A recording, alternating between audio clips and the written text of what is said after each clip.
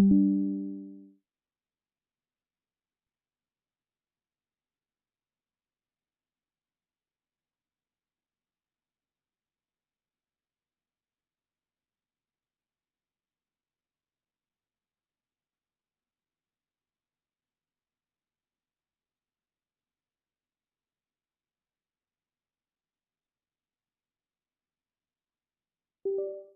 not going to be responsible for me stepping away for the game that I wanted to be one of the best basketball players to ever play.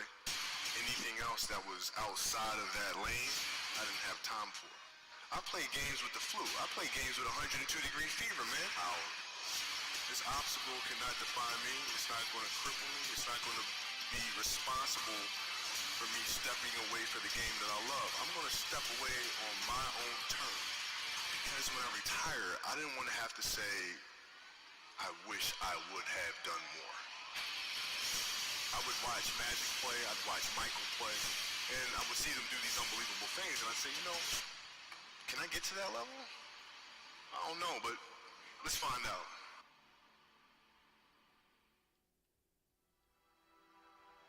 Who would Shaq be if he had your work ethic? He'd be the greatest of all time.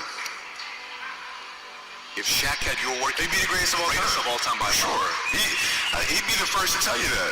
For sure. I mean, this guy was a force like I have never seen. I mean, it was crazy. A guy at that size, generally guys at that size are a little timid and they don't want to be tall. They don't want to be big. Man, this dude he did not care. He was mean. He was nasty. He was competitive. He was vindictive.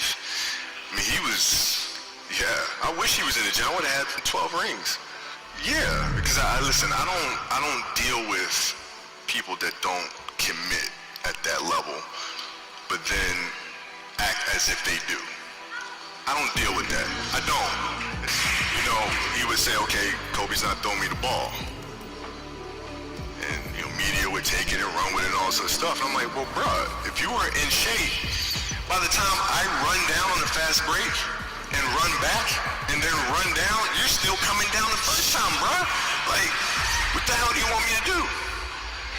Right? So a lot of our contention came from that. And even though he was older, you were still confronting him. You didn't care. Oh, I didn't care. Man, listen, day one? Bro. From day one.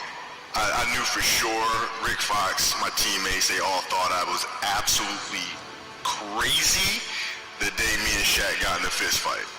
After that day, they were like, okay, Kobe, you're certifiable. Fist fight. I'm not backing down. Listen.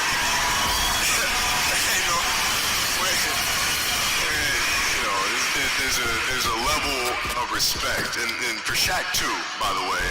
I know he's told me that day was a big turning point for him, because it was like, he's generally used to talking trash and saying what he wants and nobody really stepping up and challenging him on that. And when he saw me challenge him on that, he was like, this kid's crazy. All right, I can win with that. Selfish gameplay. Just practicing for a while, right? So at 13 years old, I had a kill list. Legend. And so, they used to do these rankings. It was Street and Smith basketball rankings. And I was nowhere to be found because I was like 6'4", scrawny, like 160 pounds soaking wet. So I was like 57 on the list. And so I will look at 56, 55, all the way up to number 1, who these players are, what club teams they played for. So when we go on the AAU travel circuit, I gotta hunt them down.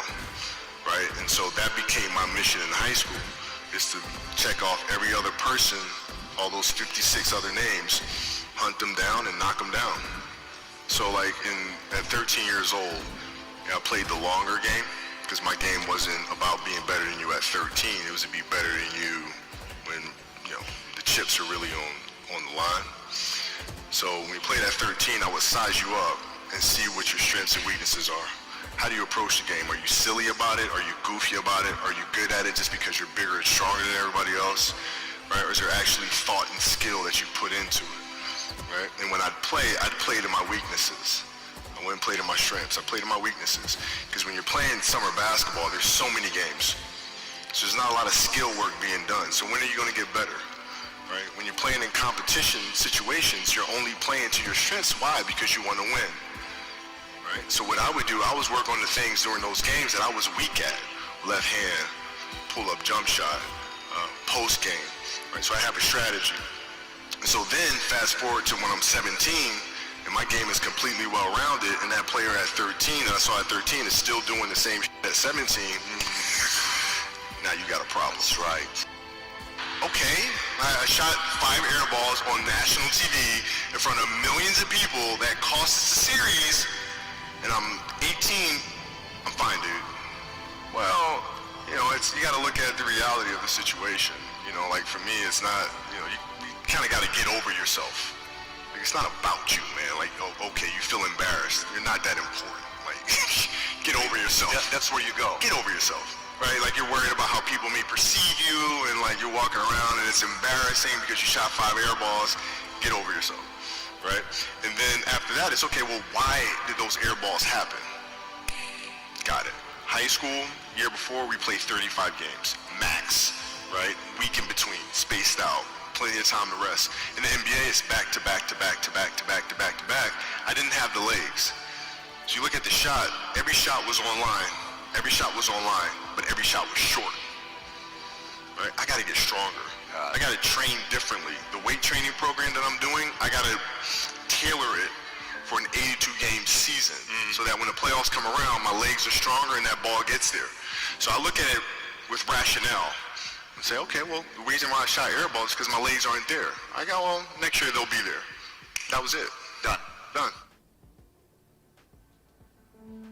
And we had a game against Toronto in 2000, and Vince was tearing the league up. My back was jacked. But like the perception of that, like what? Kobe's missing the game against Toronto and Vince Carter because man, my back was really spasming. But people will be like, what? Oh, he's ducking Vince. Excuse me? No, I don't think so. So I would be in the layup line like, okay, there's a lot of days where, you know, you can rest and recover. Today ain't one of them. Your back can bother you any other day. That shit ain't bothering me today. You're going to have to see me today. Yeah. Oh, man. Yeah. You're playing against the Golden State Warriors. Score is 107-109. You guys are close to getting into the playoffs. You know exactly what happens in the game. You go up, you're about to take your shot, and then all of a sudden, boom, Achilles happens, right? Friend of mine, Nima, he is here just to listen to. He played ball.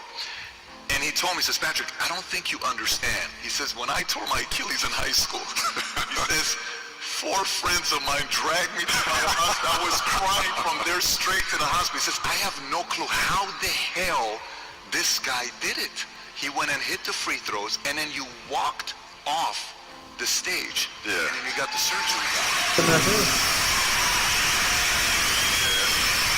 How the hell do you tolerate that kind of pain? You know, I use this, I tell this example, and I think this is the best way to explain it. You know, you have a hamstring injury, you pull your hamstring really, really badly, you can barely walk, right? Let alone play anything. Soccer, basketball, volleyball, whatever it is, you can't do anything. You're at home, all of a sudden a fire breaks out in the home. Right? Your kids are upstairs, you know, wife is wherever she may be, you know, it's going down, right? I'm willing to bet that you're going to forget about your hamstring, you're going to sprint upstairs, you're going to grab your kids, you know, make sure your wife's good, you're getting out of that house. The lives of your family are more important than the injury of your hamstring. And so when the game is more important than the injury itself, you don't feel that. But you go into the locker room, and then one of the reporters comes up to you, and he says to you, Kobe, are you convinced that they told you it's probably torn Achilles? They're going to do an MRI. Are you pretty convinced that's what it is? And your answer is yeah. Then one of the reporters says, but if anyone is going to get through this, it's probably you, right? You put your head down and you say, oh man, Dude, Achilles were like the kiss of death for athletes. Like, I don't know if I can do this. I don't know. There's so many factors. There's the surgery that has to take place. The surgery has to go well, right? And then just, it's a tendon. I'm not dealing with anything that's muscular or things that I can control. I can't control a tendon. You know what I'm saying? So, like, I don't know. And then thinking about what that process of recovery is going to look like. It's a long one. Do I want to do that shit? I don't know if I want to do it. I don't know. So that was the hardest part. You don't know if you want to do it, or you don't know if you are going to be able to come back from it. Both. Like, I don't know if I can do it. I don't know if I want to do it. Got it. I mean, it's a long process. But like, when I went in the trainer's room, my kids are in there. And, you know, they're looking at you and stuff, and I'm looking at them, and I'm like, you know, it's all right, Dad, it's going to be all right. It'll be fine. It'll be all right. It'll be all right. It'll be all right. As a parent, you got to set the example. You got to set the example. This is another obstacle. This obstacle cannot define me. It's not going to cripple me. It's not going to be responsible for me stepping away for the game that I love. I'm going to step away on my own terms. And that's when the decision was made that, you know what, I'm doing it. dulu. Jawa. Bersana.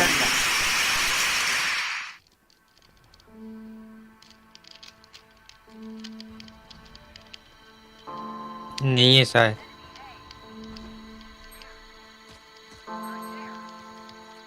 Spike planted.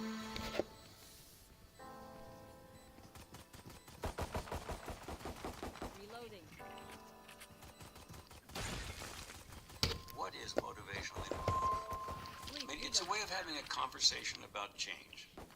And it's a particular way about having a conversation about change that listens to and calls forth the person's own ideas about whether to do that and why. One enemy remaining.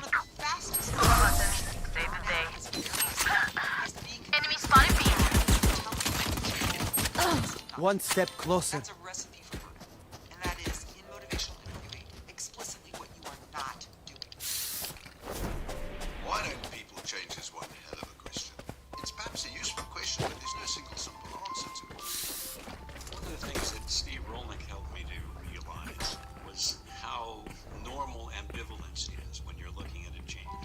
And to simultaneously want Where to are not they? have something is perfectly normal. Here. Scanning ahead. Where are you? Remove.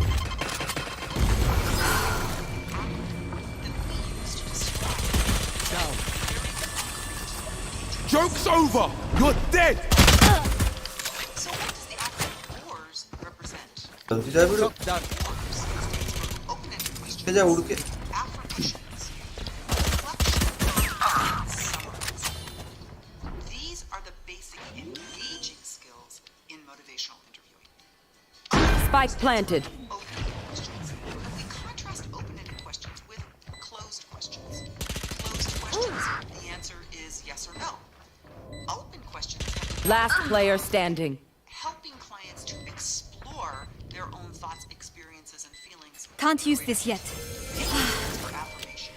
An affirmation is really nothing more than you noticing something positive about your client and bringing that forward in an explicit fashion. R stands for reflection. One enemy You fought remaining. well. Active. I will not die You're here. offering a guess about what the client has had to say to you, but you're offering a guess. Clutch. Oh bhai, OP. This is what I trained S for. stands for summary. And Kagak summary ya? is really nothing more than you Wow, Sage. taking an When you turn it on, opportunity to you force turn it your conversation with the on. client. Great Let work. them know that you've been Can I get a following, drop? You've been listening, you've been tracking. By offering them a brief summary of what they've had to say to you. So,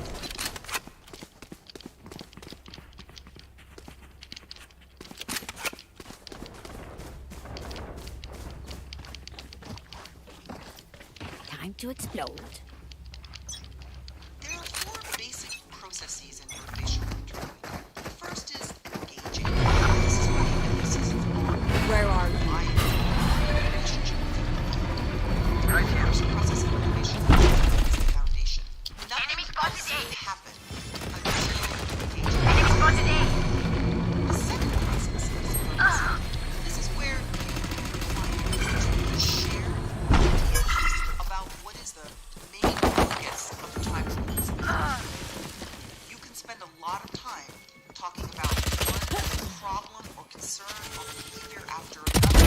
Enemy down. desire change one after the other, and never really make progress moving towards any of them. Imposter kill. Shared focus. Processes. One enemy remaining. On bringing out the client's own arguments for change, their own hopes for themselves, their own values, their own goals for the future. When clients hear themselves offer the reasons for change, Spike's they're here. more 30 likely seconds to left. believe what they hear, particularly if they are ambivalent. And fourth, finally, we have planning. Planning is that process that occurs when the client is able to envision change. And how does that happen? He's done. Planning process to carry through the spirit of motivational. This is fun. in Who that needs training planning, dummies when so you that have real really dummies? The client's autonomy is supported, and it's a collaborative, power-sharing interaction that happens when the planning is done, as opposed to an expert-driven process that you might find in some other kinds of treatment approaches. Anyone feeling generous? We are immovable.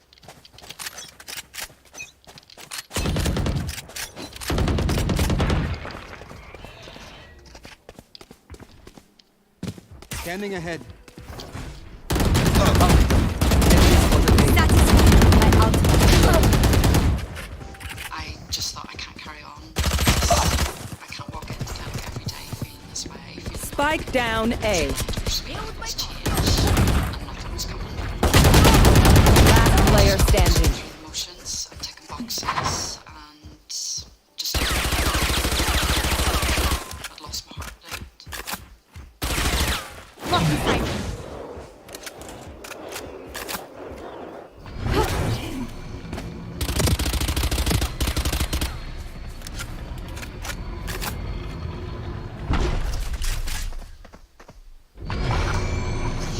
Huge volume of the problems we encounter in healthcare are a result of people struggling to look after their own health and lifestyle. Spike Patients planted. really need to consider how they can lead healthier lives. That's where MI comes in.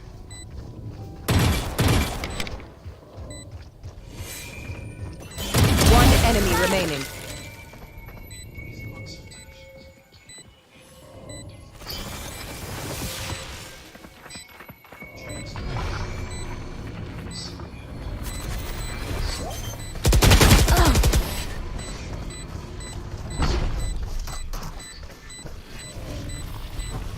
That Raze has some good inventories. Would love to pick them apart.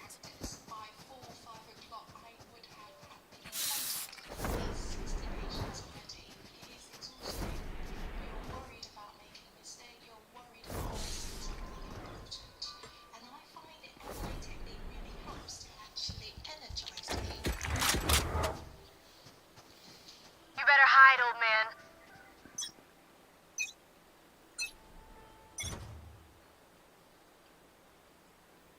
Marked one.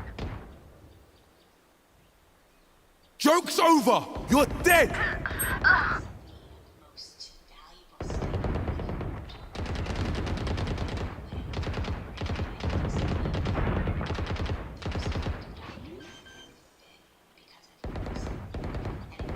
Spike planted. Last player standing. Flawless.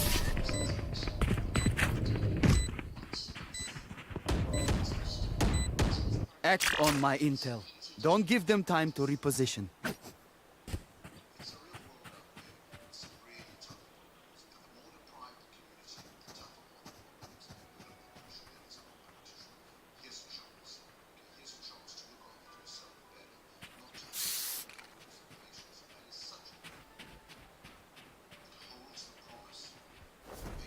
Let's make some chaos.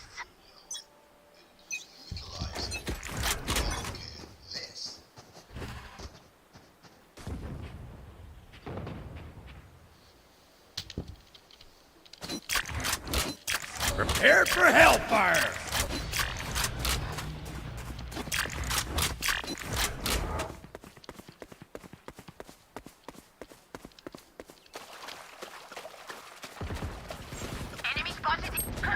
Spike down A. Is MI a standalone therapy?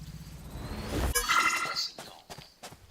Spike planted. Shut down. Studies, you can do see change happen in long-standing behavior. Enemy spotted A. The single session motivational intervention, that was one of those surprises Satisfying. that would happen at all. I mean, my bias being trained Marked as a one. therapist was the longer you spend with me, the better you'll get.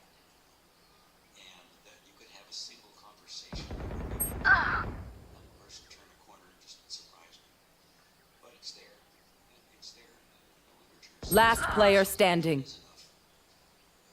It's not always enough, but it's worth doing. It's worth trying. If you only get one shot, if as is the case with addiction treatment, most people don't come back.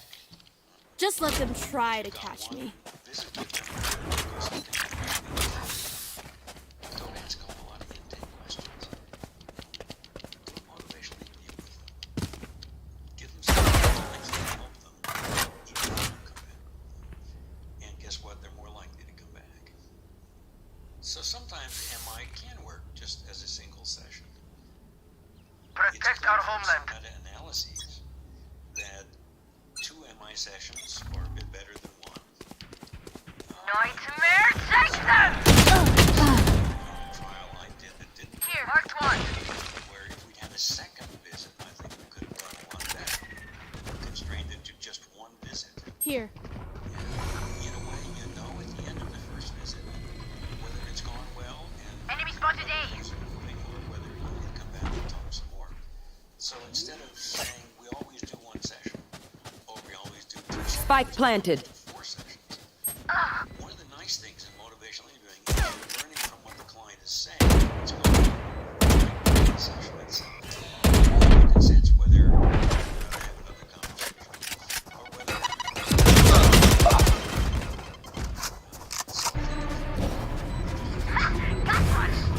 Last player standing. Enemy down.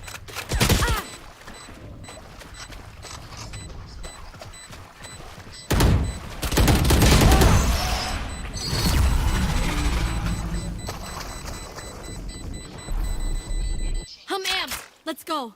I got things to do. The answer to that, of course, is that the person already has within them the means to make the change. They already know pretty well how they would do it, and they're competent and confident that they can carry forward and do that. What's hamstringing them is ambivalence and being stuck in that trap and feeling like they don't even want to try. And Come so, into the unknown. that you accomplish the entire behavior change in those 2 sessions. That's not even what you're after. What you're after Oh, there they are. Joke's over! You're dead!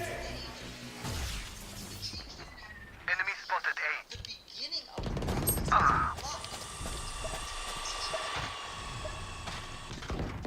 Enemy spotted A.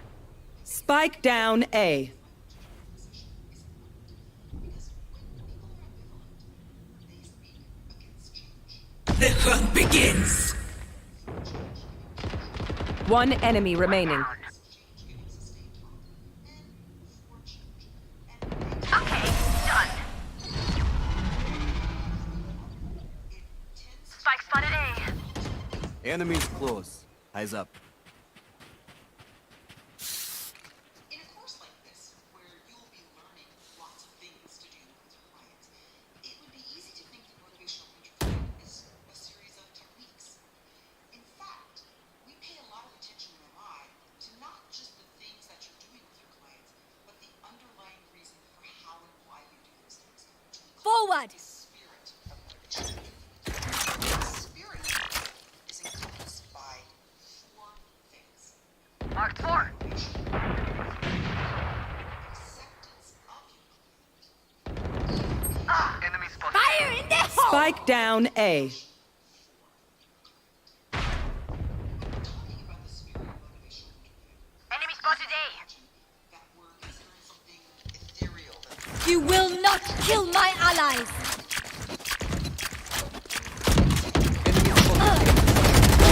We tend to dust.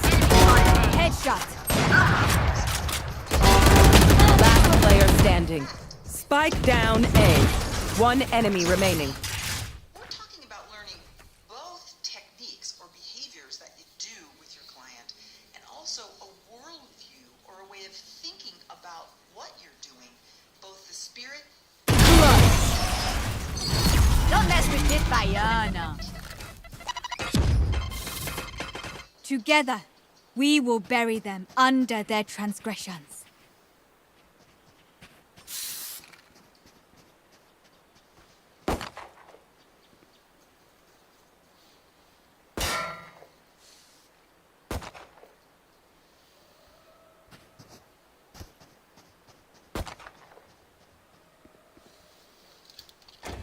Time to work.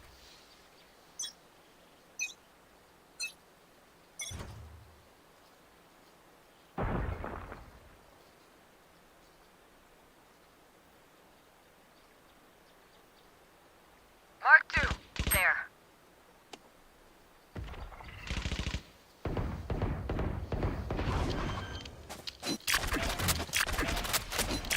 Spike planted. Reloading. Deploying drone.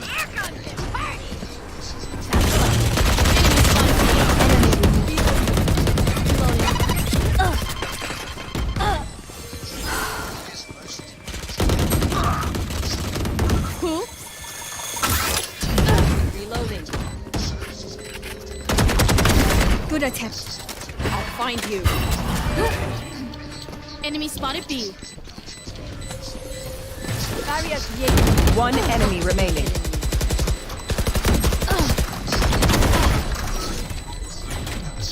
Push a button. Baby day.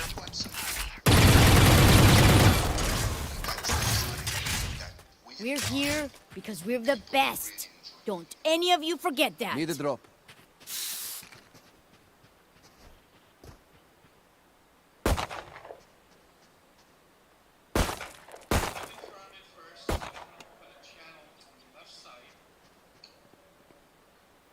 Okay, everyone, we are starting this session for IT remote skills and restore that first one.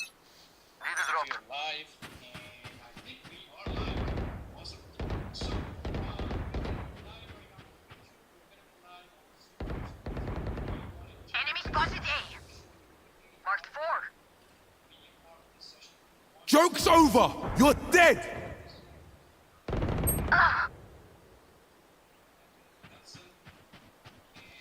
Share the screen. I'm gonna go ahead and share my screen. We got a lot of One dead. So if you want to Zoom and you want to be a part of this discussion, then make sure you go to the community share channel and then Spike planted.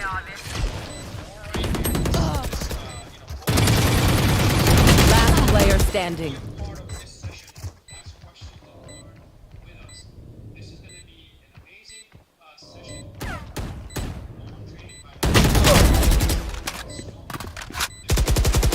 One enemy remaining. Killed. Revealing area.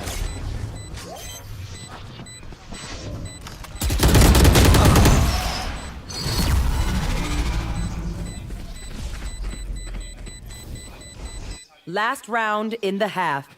We cannot keep our goods after this. Spend all.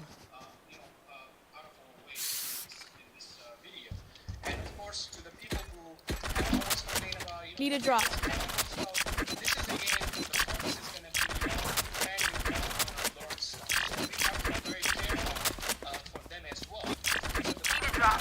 That's why they are joining this session around the world. So let's go ahead and once we know that how to join, and we have 3 hosts in this. Marked 1.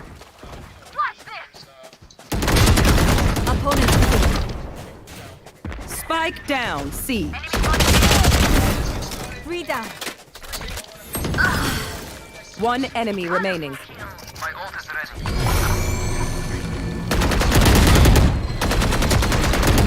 I am the hunter!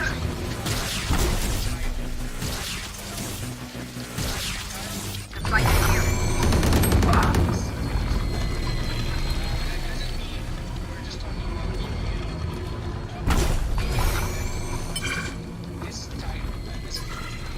find you. Your duty is not over. Cool. Like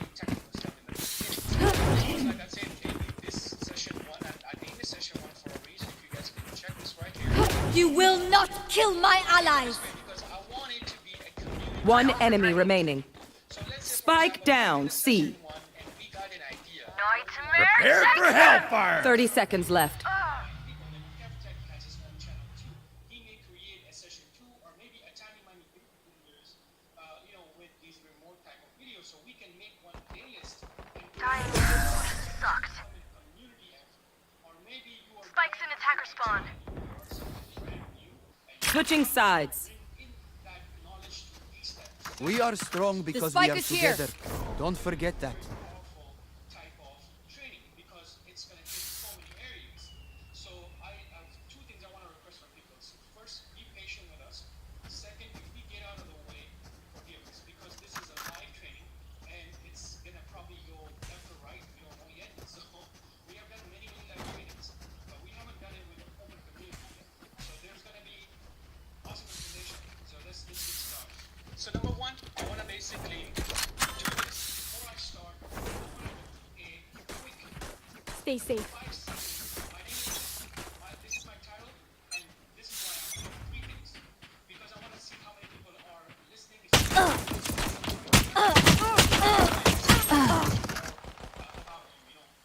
Healer down. Grenade. Revealing area. Reloading. Die. Enemy spotted C. Spike down, B. Last player standing.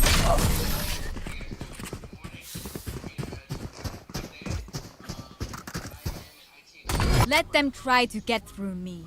Basically, today's session is going to be more about teaching people how to get into IT, learning the common basic stuff if you're trying to get a job in IT. And that's it. That's pretty much it. And we're trying to help everyone in the community. And that's a little bit about myself. Awesome. Hadi, go ahead and do you want to get in just a quick thing, quick title stuff. Sure. Hello guys, my name is Hadi. Let's go. I'm a threat hunter for AWS. Basically, I just look for threats. It's a lot of manual work. I'm just here to support Danish. She's been my friend.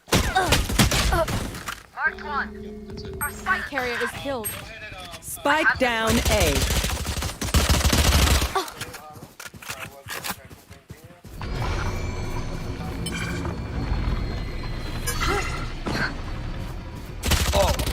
Plant the spike. Spike planted. Enemy spotted A. Last player standing.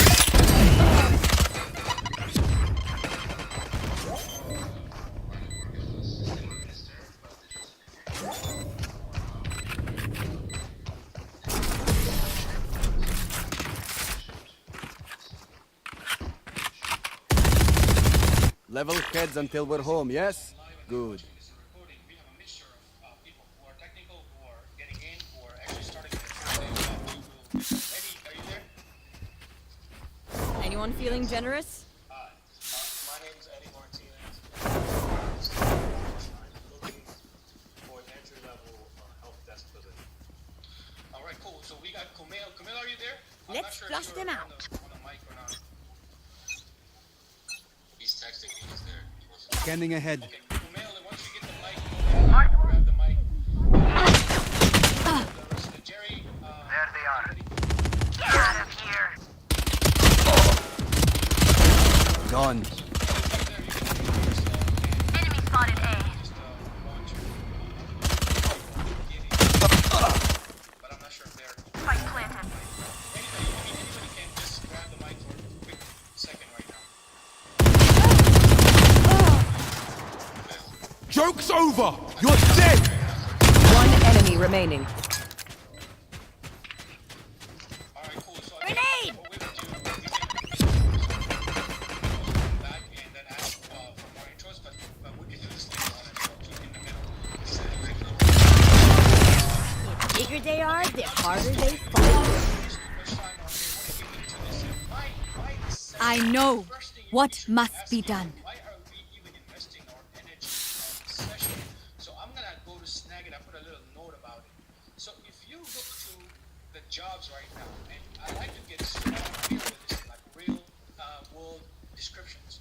So if you look at this description, people are gonna put stuff like, you will be providing remote support through our office, right? So as soon as they put that Together. remote in there, they're looking for that remote skills. And if you go more into other titles right now, let's go ahead to another one. And there you go, you got another one talking about remote desktop application like Bedrock.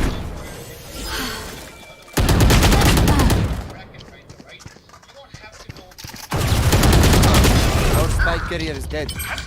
Spike down A. My ult is ready. Last player standing. It's not like you have to show every single application in any training. Nobody does that, right? You just need to understand what are pretty good, and you can basically, when you talk about it, they understand it, they respect it. Just like when you talk about, I know about Office 365, then a lot of people Adi, respect again, it, and their fear is a track, and the track is fresh. exchange in-house servers or something else, they respect that. So you can see why we're doing this training again, because it's in the description. People are putting specific things like RDP connectivity issues, virtual private network VPN. So think about it. If you're gonna So at 13 years old, I had As one. had a kill list. I gotta hunt them down. Now you got a problem. Right. Seriously, this is gonna be fun. Michael and come on, big brother. Greatest of all time. We call him Black Jesus. You're not intimidating me. We're gonna go at it. It's crazy. Yeah, man. You're about to take your shot, and then all of a sudden, boom. The kiss of death. Girl, my back was really spasming. How the hell do you tolerate that kind of pain? I play games with 102 degree fever, man. They all thought I was absolutely The clock begins. the day me and Shaq got in a fist fight. Fist fight? Oh yeah, fist fight. I'm not backing down. Listen, dude, you gotta throw me the ball. I said, man, fuck that. Get it off the rebound if I miss, bro. It doesn't bother you. I'm fine, dude. What the hell do you want me to do? Got it. Last player standing. One enemy remaining. Okay, I only have like 78 grenades left. Hopefully that's anyone feeling generous.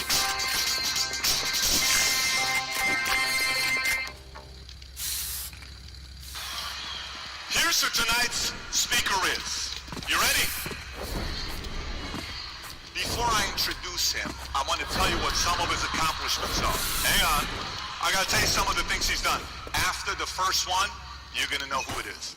And if you're jacked up about it, I want you to holler Scanning and ahead. break this building down. You ready? Let me say who it is first. First center. Ready? the hunter! You got your lines on? You ready? Ready. My ultimate is ready. He is the greatest Laker of all time. Five-time champion. The only guard to play with one team for 20 years.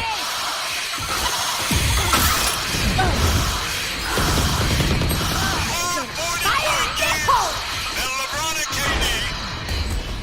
Let me just say, this guy's more 40-point games than LeBron James and You Kevin will Durant. not kill my ally. 50-point games.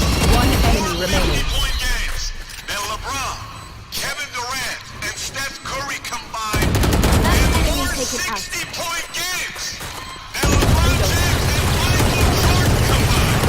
Give it up Dreams are to a the funny one, thing. the only, One that Kobe takes Bryant.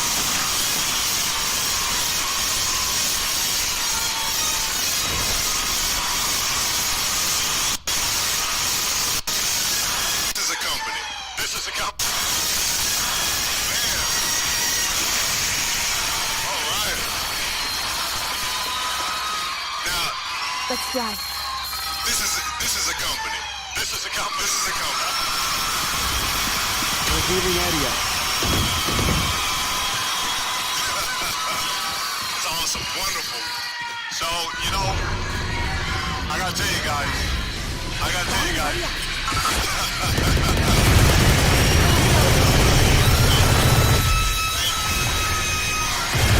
So, we gotta try to get through this interview in 60 minutes, so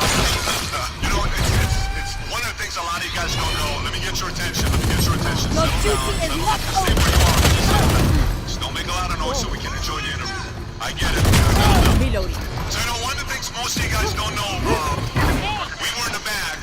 Mario was asking me One questions. enemy remaining. Mario asked me questions. Reloading. What do you think about when you think about Kobe? Revealing And I area. said, the first thing that comes to my mind is my dad. He says, why I your got your dad? backs. I said, because, You know, from the front. you know, he's born August 23rd, 78. I'm October 18th. So you're 6.5, 7 weeks older than me. So when he came to the lake, I've been a diehard Laker fan since, you know, 1990 when I came to the States. And I'll never forget this. We would sit there and watch the game together. My dad and I would watch you play.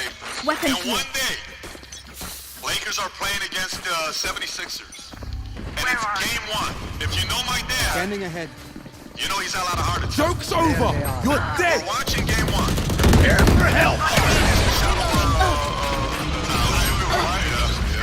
Healing you. Game ends, they win the game, first game.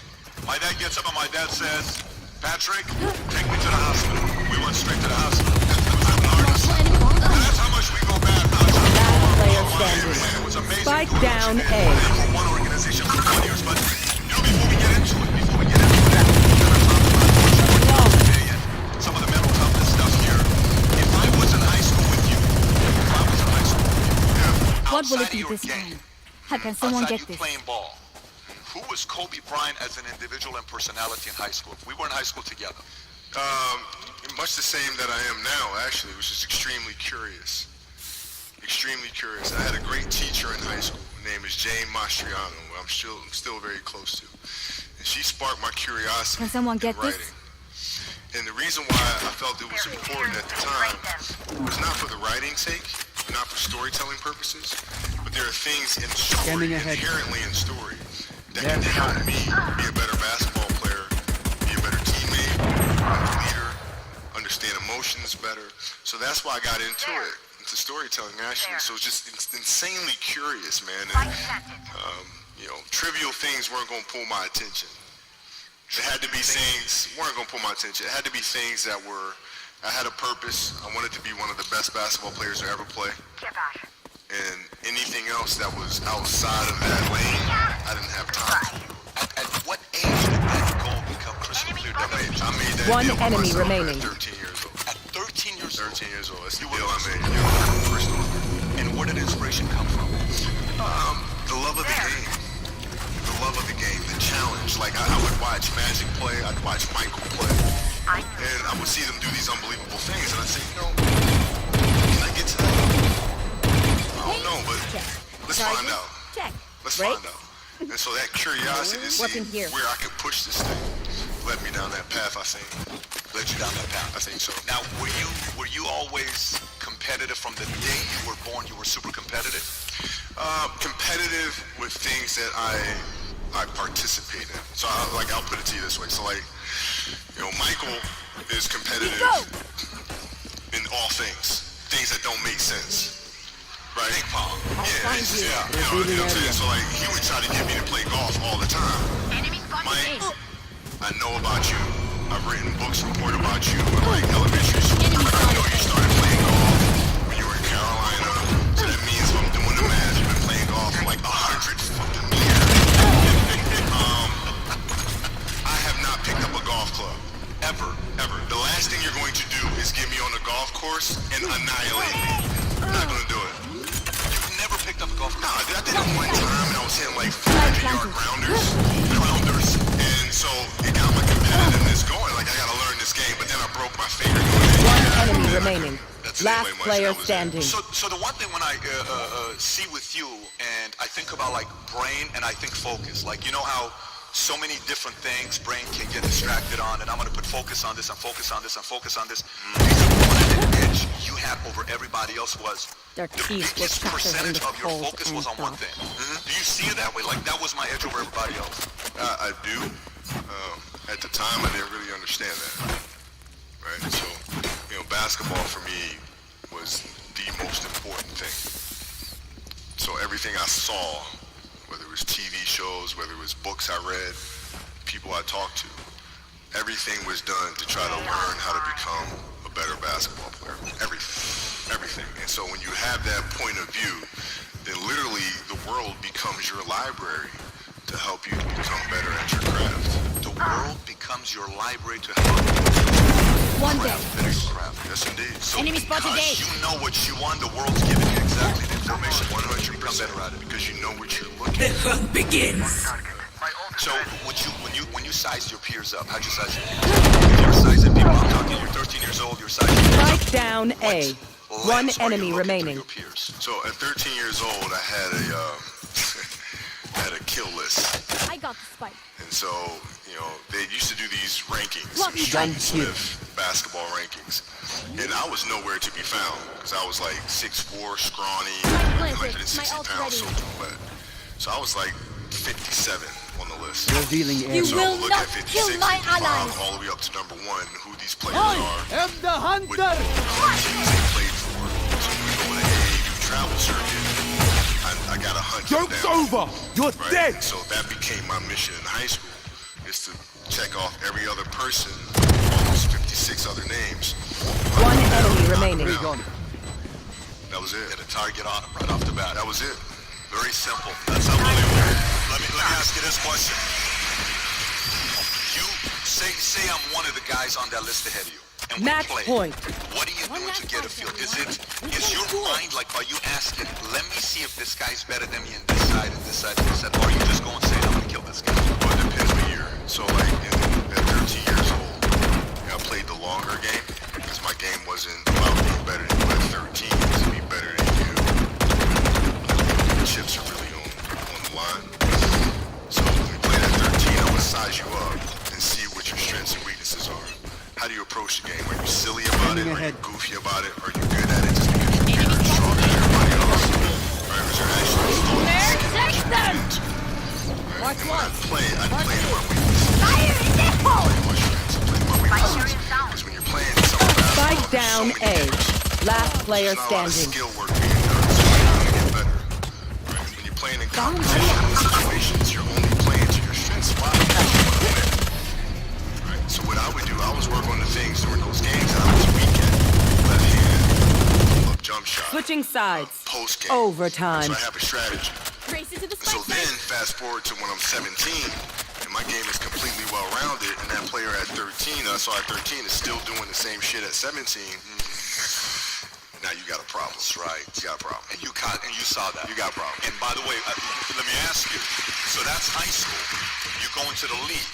When you're going into the league, you're going with a lot of guys that were, same age, same class as you were going in. Yeah. Were you sizing those guys up the same exact way as you did in high school? I did, but in the NBA, it was actually easier. Because what I found in the NBA is a lot of guys played for financial stability. And when they came to the NBA, they got that financial stability. So therefore, the passion and the work ethic and the obsessiveness was gone. So I'm looking at that, I'm like, oh my God, it's like taking candy from a baby. No wonder Mike wins all these fucking championships. This is crazy. You know what I'm saying? And then you had players that had that passion, but weren't willing to commit Last player standing. their entire lives to doing that, right? It's a choice. Right? You have other things. You have family. You have all these other things that you have to do. The game can't really be your number one priority. And so I was just looking at that like, man, this is gonna be fun.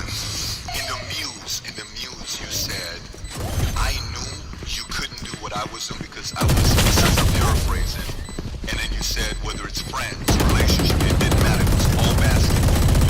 If my buddy's with you from Switching high school, sides. if I'm a cousin of yours, Match point. what happened to our relationship? How did that gravitate when you went into the league and you're determined to become the greatest, or you're determined to become one of the greatest? What happens to our relationship? Oh, it suffers. It does suffer. Oh, yeah. Okay. Yeah. And you understood that. You were okay with that. Well, yeah. And the people that love you, like friends and family, like they know that about you. Got it. So they let you be you. And when you reconvene, you pick back up where you left off. But make no mistake about it, everything in between is lost. Right? So those long-term relationships, the commitment of time of, taking vacations. Like I see a lot of players take vacations with other players that are close friends. take vacations just to take vacations, or just hang out just to hang out. Like, I never did that. Spike down. C. Why didn't you do that? Well, because when I retired, I didn't want to have to say, I wish I would I have the done spike. more. I don't want that. You know?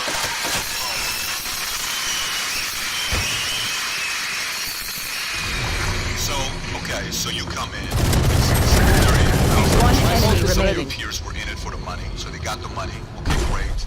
Buy a Last player car, standing. want a car, Clutch. get this, get that, have fame. Defenders go to win. different cities, I'm partying, I'm doing all this other stuff. Who were some of the guys that you saw and you watched that weren't just driven by the money? Were there some names that you looked at and says, these three guys are as crazy as I am? At the time, I deal with what I refer to as Goat Mountain. I went to Goat Mountain, and I talked to Magic, Michael, Bird, Keem Olajuwon, Jerry West, Oscar Robinson, Bill Russell. Match found. So I would talk to them. What did you do? What were your experiences? Michael in particular, he's become my big brother. He's been my big brother since I first came in the league. And what was that process like? So I went to them and started understanding the ins and outs of the game, and you know how they approach things and their level of detail and obsessiveness, and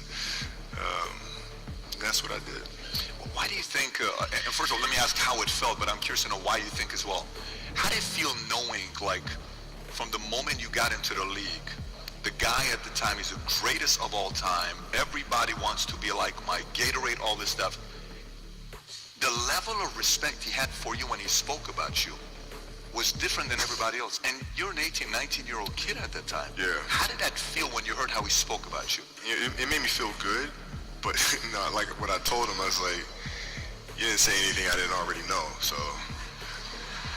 You know, so like, I tell you, like when I was in high school, and I used to work out with the 76ers. I am both fueled and I used to ask him, what's it like to guard Mike? Yo, Mike, you mean Black Jesus? I'm like, what the fuck? Black who? Oh, we call him Black Jesus, or you can call him Black Cat. I'm like, I'm gonna call him fucking Mike. That's his fucking name. So the level of fear that he inspired in others was insane. And I would tell him, I said, when I face him, we're gonna go at it. He says, oh, you don't wanna do that. I'm like, what? Man, you don't know me, man. And so when we matched up, I think he understood that. And you know, when I was 18, my first year, he got the best of me a bunch of times. I was right there the next play. You're not intimidating me, I'm not going anywhere. And I think he saw that level of respect, because I think he was the same way at 18 years old. And that common bond is what I think, you know, where our connection was built. Yeah, it was great watching you guys going back and forth, whether it was the All-Star game or whether the famous scene where, you know, you're guarding him, he's in front of you, you're asking him a question, there's a question, and he's saying footwork and do this. Yeah. It's just beautiful watching that take place with the two of you guys. How's your relationship today? That was my big brother, man. Like, I can't, you know, it's, we talk often. We send each other Christmas cards every year. Send each other Christmas cards. Every year. That we have nothing to do with, but, you know, yet and still, you know. But we're extremely close, man. Extremely close. That's great. That's great. Yeah, you know, it's, as a fan, I'm not in your world. Your world is a whole different world. I just see it from a fan, and I just see it from what experts say. But as a fan, I feel that's exactly how it would be with you and him, because the level of respect from both sides is reciprocal. And it's great to hear that. Going a little bit past it, you know, you came into the league, you start playing. First year, you get traded for Divac, which we were devastated when we lost Vlade Divac. I want you heartbroken, but we lost Divac. Okay. I think you got the sarcasm. Some of you guys who don't know basketball, you missed that one. You got one like this. But Kobe shows up. I mean, I'm like a kid in a candy, so when you show, I'm like, oh, no more Sedale treat. We're gonna get some real players. Nothing against these guys, but we wanted some entertainment, you know. So you show up and you play, and there was the one game. I think you started getting a little bit more playing time. I think you did 7.2 points a game because they won't let you play. The coach was just not putting you in there. Second season was like 15. I bet if you take your first 3 and you played college, your 25.4 would be a 26.5, 26.6 type of a number. But your first 3 seasons, then the one game is the last game of the season you play Utah. The one where you shoot 3 air balls at the end. 5. It was like 5. And then you hit one and this one doesn't go in, right? Moses, not Malone. One of the Malones came and spoke to you. I don't know who it was, from the Jazz. Malone, he was saying something. You were not even paying attention. Shaq was whispering something in your ear. What did Shaq say to you in that moment? I don't even know. You don't remember? No, I wasn't paying attention. You know, like it was, you know, like for me, it's maybe it's a little like asshole of me, or whatever. But whatever. He was trying to whisper encouraging things. I was like, I'm fucking fine. Okay, I shot 5 air balls on national TV in front of millions of people that cost a series, and I'm 18. I'm fine, dude. How does somebody get there mentally with that public humiliation to some people, hurt them, and Spike planted. Barbosa, I don't know if you remember Barbosa. Of course, of course. He was extremely quick first step when they said he wouldn't do well when the spotlight was on him. How did you get mentally and emotionally so strong where that's about you? Well, you know, you gotta look at the reality of the situation. You know, like for me, it's not. Last player standing. You gotta get over yourself. It's not about you, man. Like, oh, okay, you feel embarrassed. You're not that important. Like, get over yourself. That's where you go. Get over yourself. Right? Like you're worried about how people may perceive you, and like you're walking around and it's embarrassing because you shot 5 air balls. Get over yourself. Right? And then after that, it's okay, well, why did those air balls happen? Got it. High school, year before, we played 35 games. Max. Right? Week in between. Spaced out. Plenty of time to rest. In the NBA, it's back to back to back to back to back to back to back. I didn't have the legs. So you look at the shot, every shot was online. Every shot was online, but every shot was short. Right? I gotta get stronger. I gotta train differently. The weight training program that I'm doing, I gotta tailor it for an 82-game season so that when the playoffs come around, my legs are stronger and that ball gets there. So I look at it with rationale and say, okay, well, the reason why I shot air balls is because my legs aren't there. I go, well, next year they'll be there. That was it. Done. And then what is your process of improvement with your schedule leading? Because, you know, Phil Jackson gets asked between you and MJ, right? Because he coached both of you guys. So, you know, you constantly gets asked that question.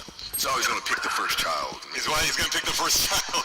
But I tell you, he said something about you that to me, it's a level of respect that any player can duplicate what he said about you. To me, the level of respect for that is a whole different level. You can't teach big hands, right? You cannot teach that, right? You cannot teach 49 and 48 and 11. Last player standing. You cannot teach that, right? But he said, nobody in this organization had your level of work ethic.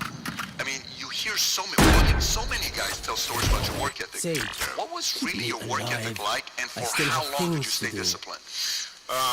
Well, I mean, every day. I mean, since 20 years. It was an everyday process and trying to figure out strengths and weaknesses. For example, jumping ability. Man, my vertical was a 40. It wasn't a 46 or a 45.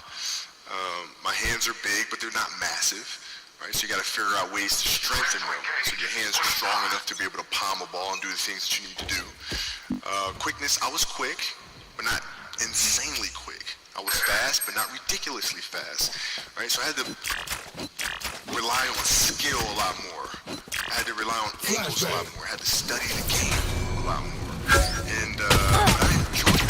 So like from the time I can't remember when I started watching the game, I studied the game, and it just never changed. Technical question here. Last player standing. Shaq, if he had your work ethic, he'd be the greatest of all time. If Shaq had your work, they'd be the greatest of all time. By sure. He'd be the first to tell you that, for sure. I mean, this guy was a force like I have never seen. Spike planted. You know, a guy at that size. Generally, guys at that size are a little timid and they don't want to be tall. They don't want to be big. And this dude he did not care. He was mean, he was nasty, he was competitive, he was vindictive. I mean, I wish he was in the gym. I would have had fucking 12 rings. He had the work ethic. Cage 3. Playing B close. One enemy remaining. By the way, I'm not asking this question to create feud between you and him. You I don't care, bro. Listen to me. I mean, Shaq talks to sit down all the time when I say, dude, if you're lazy ass, just get shaved. I hear you saying all the time, and I tell him all the time. I'm asking this question for a different reason. I'm asking this question because, look, we've grown as a company extremely fast. We went from one office with 66 agents to 10,900 offices, 10,900 agents in 49 states, and we're the fastest growing insurance company now. But I say it for one reason. And by the way, this message is directed to a lot of you, so hear me out very simply. We can The push them fact back. that you say the work ethic side, the fact that you say work ethic side, and you say, hey, if he would have worked that hard as I did, do you think if he would have had the same level of commitment to the game as you did, you guys would have had fewer? Yeah, because Spike down, I C. don't deal with people that don't commit at that level, but then act as if they do. I don't deal with that. I don't. It's real shit. I mean, listen. So, like, we used to get into stuff all the time because it was like, you know, he would say, okay, Kobe's not throwing me the ball. And, you know, media would take it and run with it and all sorts of stuff. And I'm like, well, bruh, if you were in shape, by the time I run down on a fast break and run back and then run down, you're still coming down the first time, bro. Like, what the hell do you want me to do? Right? So a lot of our contention came from that.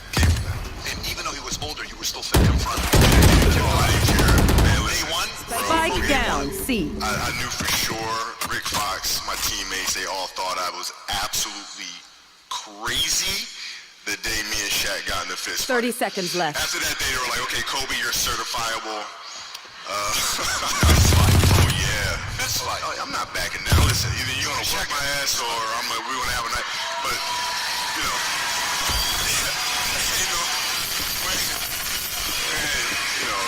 there's a level of 10 respect. seconds left. And for Shaq, too, by the way. I know he's...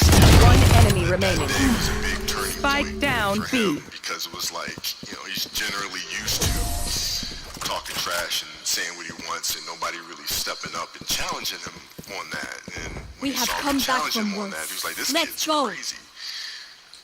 All right, I can win with that. Here. You know, and so that was kind of the beginning of our relationship, I think. That's probably never happened to him. That's probably not something that's common to him. No, I mean, it's also since he was 3 years old or something, right? There was all, it's all coming back to me right now. There's also a game in Phoenix. My first year we were playing, and he kept posting up, but they kept fouling him, so he kept going to the free throw line and kept missing him. And so he throw the ball out to me. I'm not throwing that shit back in there, right? So I kept shooting him, right? So we get in the timeout. He's like, hey, I'm open. I'm like, okay. And so we go out and same thing. Come in. Hey, I'm open. Okay. Here we go. Come again. Hey, bro, you gotta throw me the ball. Get off the rebound if I miss, bro. You told him this. First year, 18 years old, man. 18 years old. And I must have been out of my damn mind. So, did you have guys you went to Spike planted. coming to figure out a way to improve your game? We had Billy Bean here a couple days ago, and I don't know if you know who Billy Bean is. If you've seen the movie Moneyball, he's the guy, Billy Bean.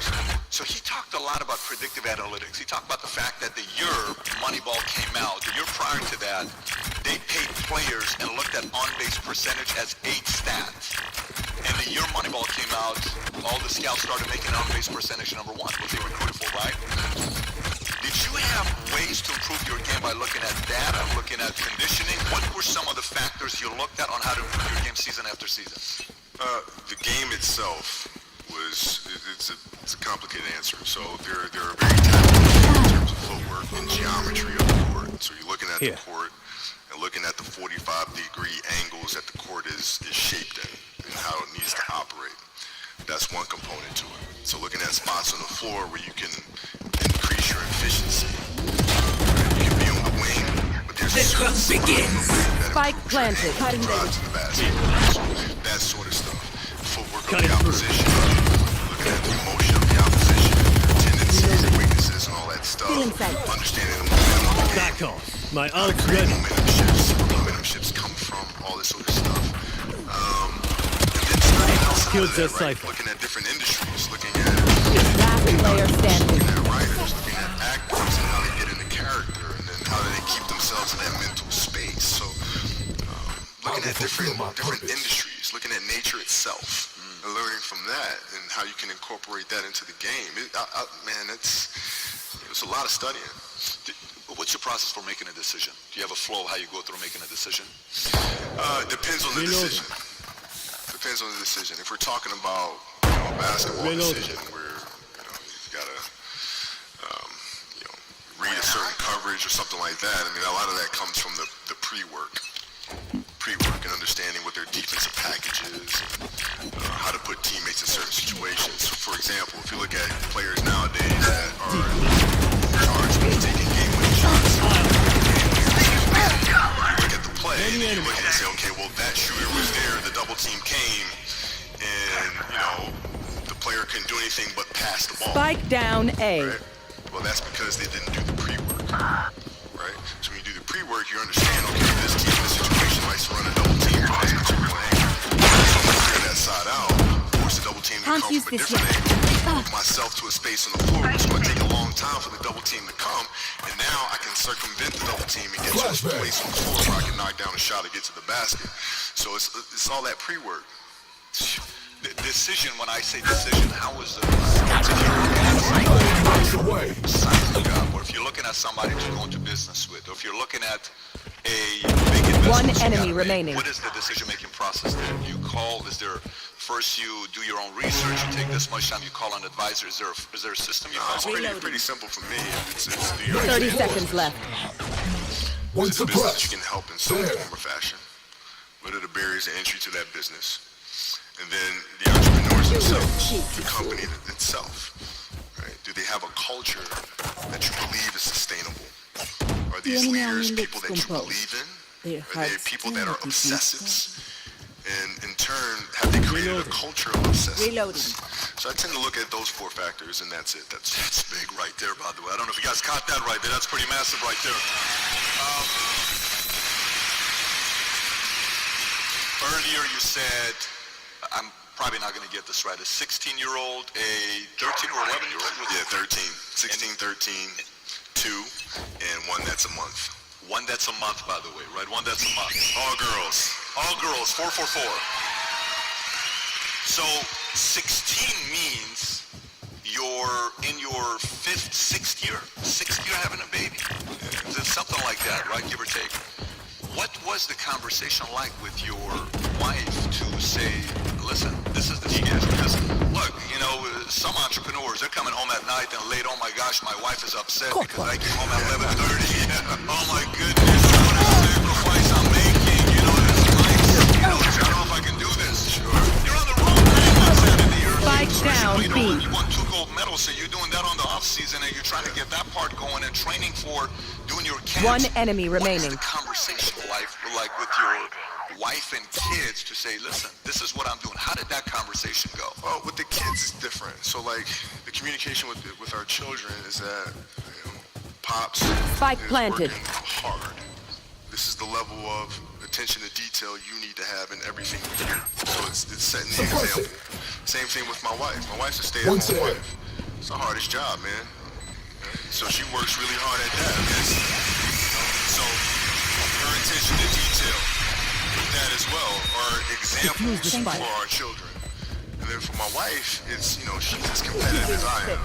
She's like, listen, man, if you're going to be out here training 8 hours a day, if you're going to spend 9 months out of the year away from your family, I don't care if there are 5 of them or 50 of them.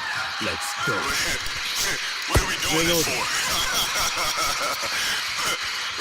What are we doing?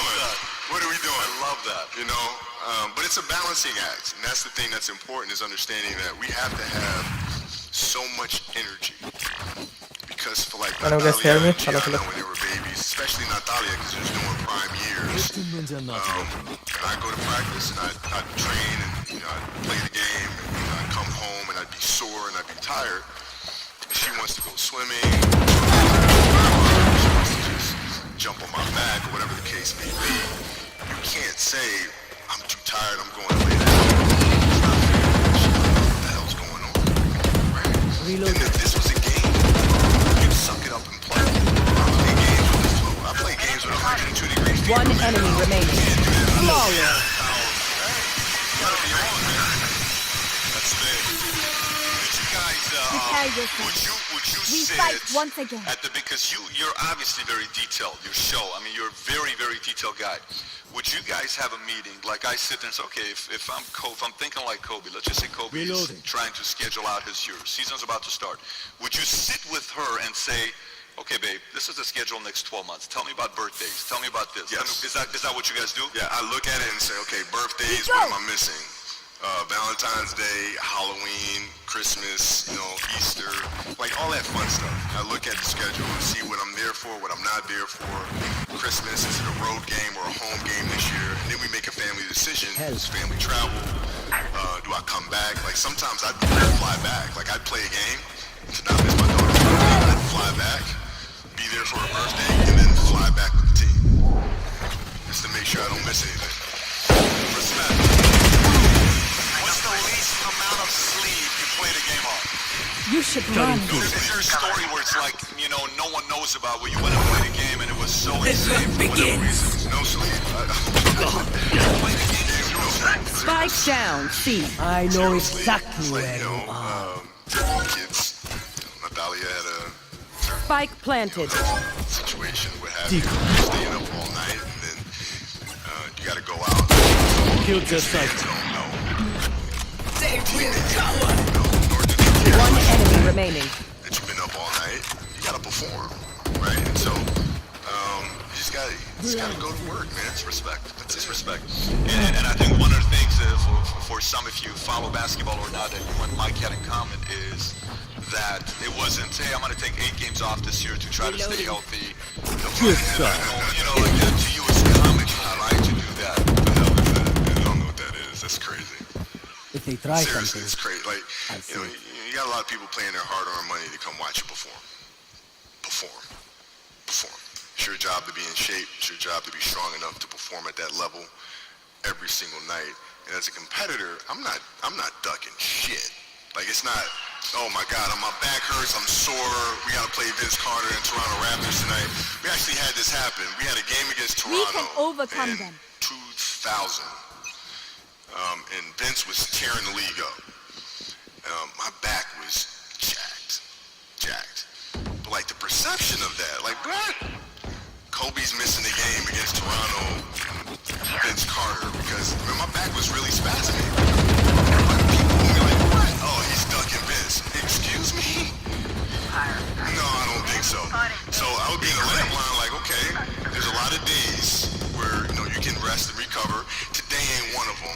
Your back can bother you any other day. That shit ain't bothering me today. You don't have to see me today. One enemy remaining.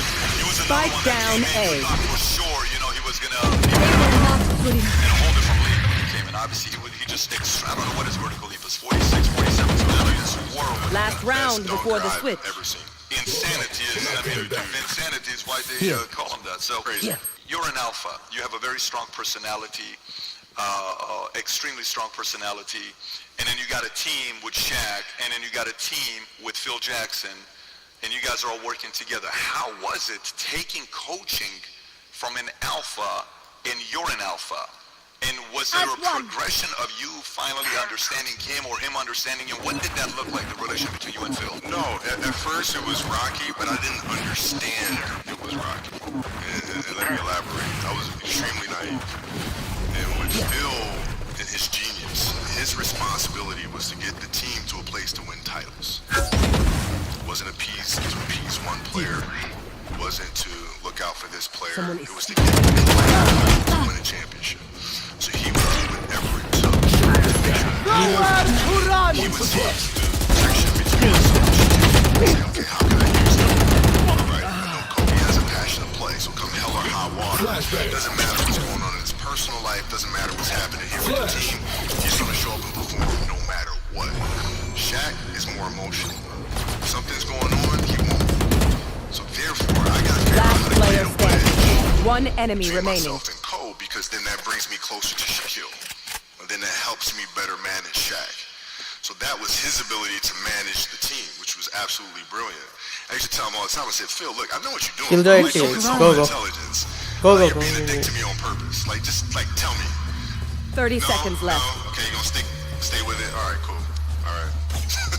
How's your relationship till today? I mean, you guys won 5. It's like a father figure. Really? Yeah, it feels like a father figure, man. So when you were hearing So all today, the I think he's experts saying going what they were to- saying, commentators saying what they were saying about Phil, how were you taking that when they were saying what they were saying about him with when he was at the Spike Knicks? planted. I thought it was funny. And I told Phil, I said, Phil, you know this is all just karma for writing You're literally right. 3 books about me. This is your karma. So I did tell him. This is all in good fun. But I was upset because people don't understand. He is a genius in every sense of the word. And how he sees the game, how he sees the spirituality of the game.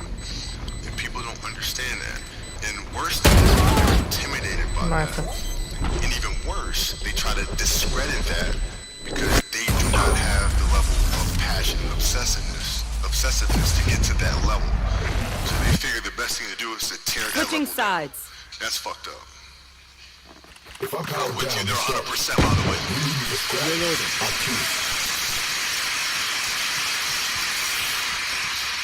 Obviously, he had a lot of interesting rituals. You would hear about the yoga. You would hear about all the stuff that he would do. What is the weirdest thing he did with you in practice? go. And you're like, what the hell are we doing here? He had a Tai Chi master come to practice.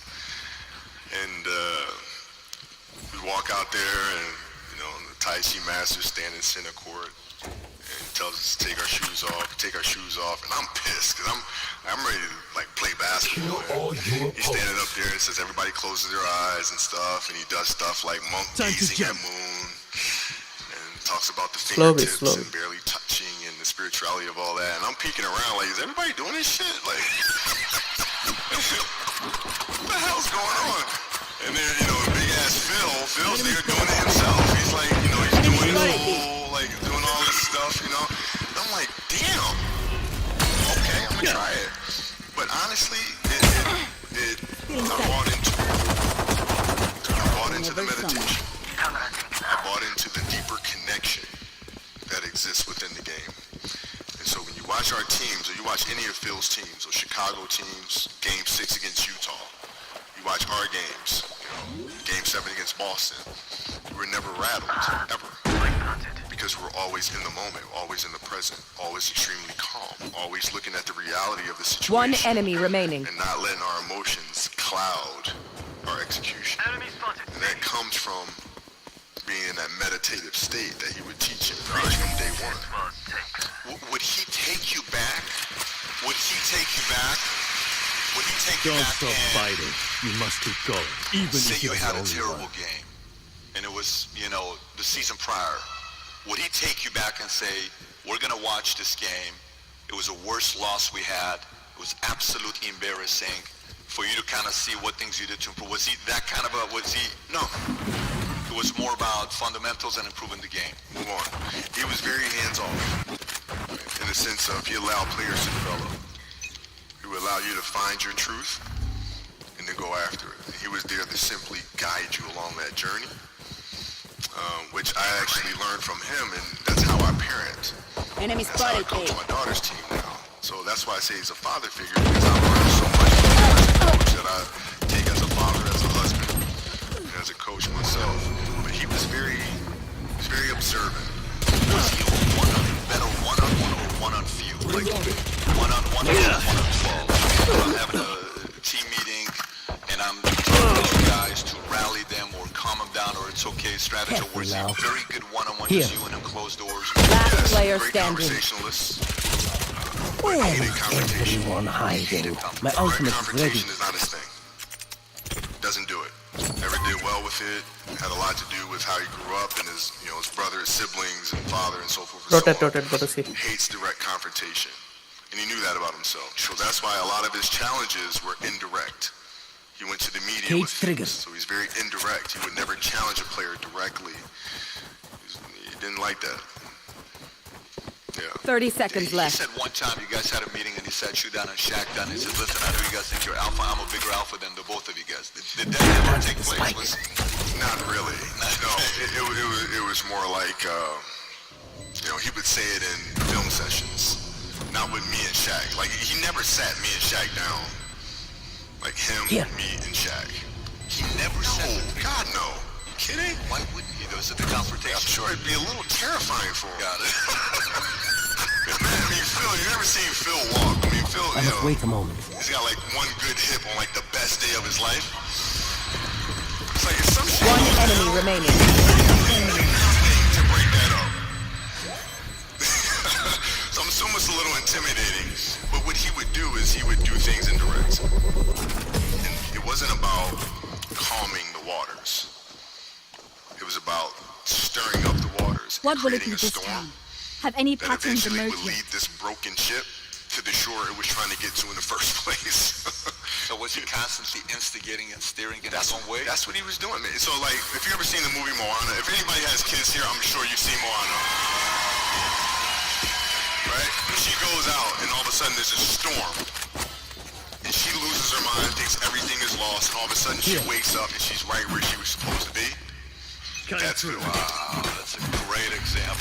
Great example. So we're coming out to the last 50 minutes. I got a list of questions that I'm not going to get to, but I do want to ask a couple of these. Is you're playing against the Golden State Warriors. Score is 107-109. You guys are close to getting into the playoffs. You know exactly what happens in the game. You go up, you're about to take your shot, and then all of a sudden, boom. Achilles happens, right? A friend of mine. One enemy remaining. Is here just to listen to. He played ball, and he told me, he says, Patrick, I don't think you understand. He's an asshole. He says, 4 friends of mine dragged me to the hospital. I was running from there straight to the hospital. He says, I have no clue how the hell Need a drop. this guy did it. He went and hit the free throws, Thank and you. then you walked off the stage, Yeah. and then you got the surgery done.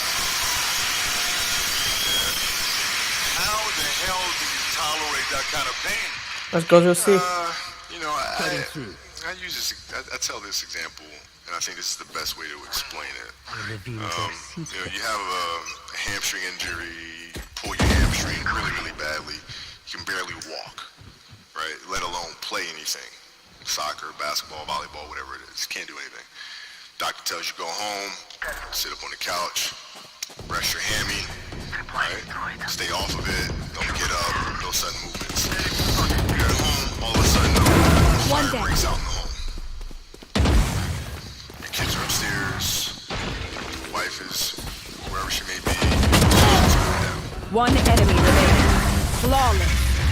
Willing to bet They have seen that you're our going to forget about your hamstring, you're going to sprint upstairs, you're going to grab your kids, make sure your wife's good, you're getting out of that house, right? Hamstring be there. You're not going to feel your hamstring, right? And the reason is because the lives of your family are more important than the injury of your hamstring. And so when the game is more important than the injury itself, you don't feel that damn injury. Not at that time. It's down. Guns up. Get good. So you go to the locker room. You guys had a shot that, you know, to go to the lane. You guys were a team that no one wanted to face, even though there was conflict. You know, maybe if you would have got around one, who knows, maybe you guys would have gotten together, you know. Who knows what was going to happen? It's just, you were the kind of team that, look, it's just a pain in the butt to face these guys. We just I know exactly where you are. And then one of the reporters comes up to you, and he says to you, Kobe, are you convinced that they killed you? It's probably torn Achilles. They're going to do an MRI. Are you pretty convinced that's what it is? Your left and your says. answer is yeah. Then one of the reporters says, but if anyone is going to get through this, Last player standing. you put your Spike head down and you A. say, oh man, shit, right? And you have tears in your eyes. Yeah. Did you say, oh man, shit, because everybody's expecting me to be invincible. Like, freaking let me just play, man, I'm a human being. Is that kind of what you were thinking, or is it like the world's expecting me to come back in the next month because I'm Kobe? Like, what were you thinking in that moment, all that pressure? I was thinking like, I don't know if I can do this. Reloading.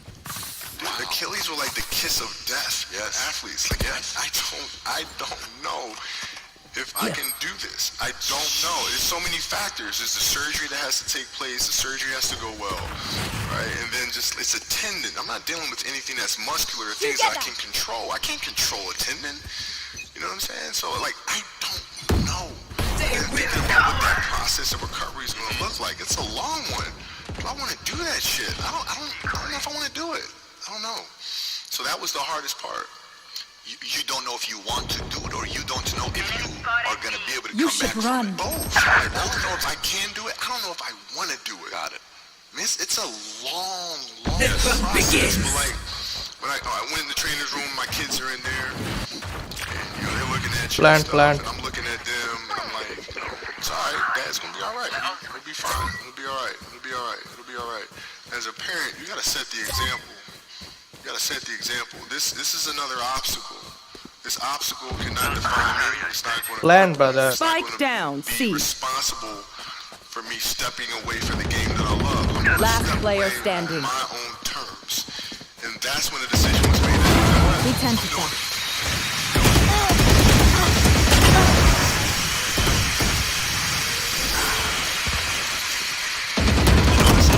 One enemy remaining. Even the example you use right now, if your hamstrings are this, you're down, your wife's upstairs, your kids, you ain't gonna think about it. So, did you have a lot of these scenarios where you use your wife and your kids to use as no excuse? I'm gonna get through this. Was that a mental conversation you had that nobody could hear? Yeah, you gotta lead by example. As parents, you gotta lead by example. If you want your kids to do whatever it is they want to accomplish in life, you have to show them. Weapon here. You gotta show them.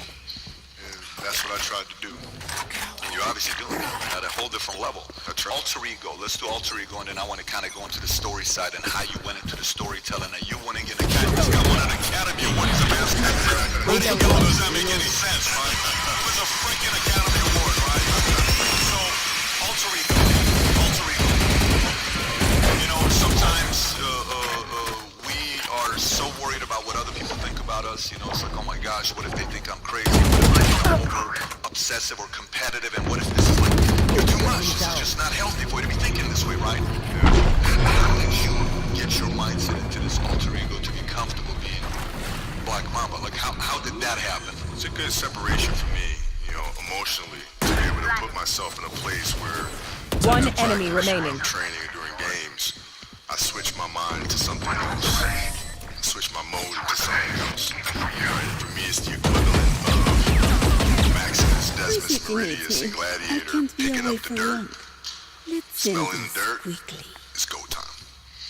Right? So that was my mental switch. It was like an actor getting ready for a film. You gotta put yourself in that cage. When you're in that cage, you are that character. And when you leave there, it's something completely different. But when I'm in that cage, bro, don't fucking touch me. Don't talk to me. Leave me alone. There used to be certain games like certain key games.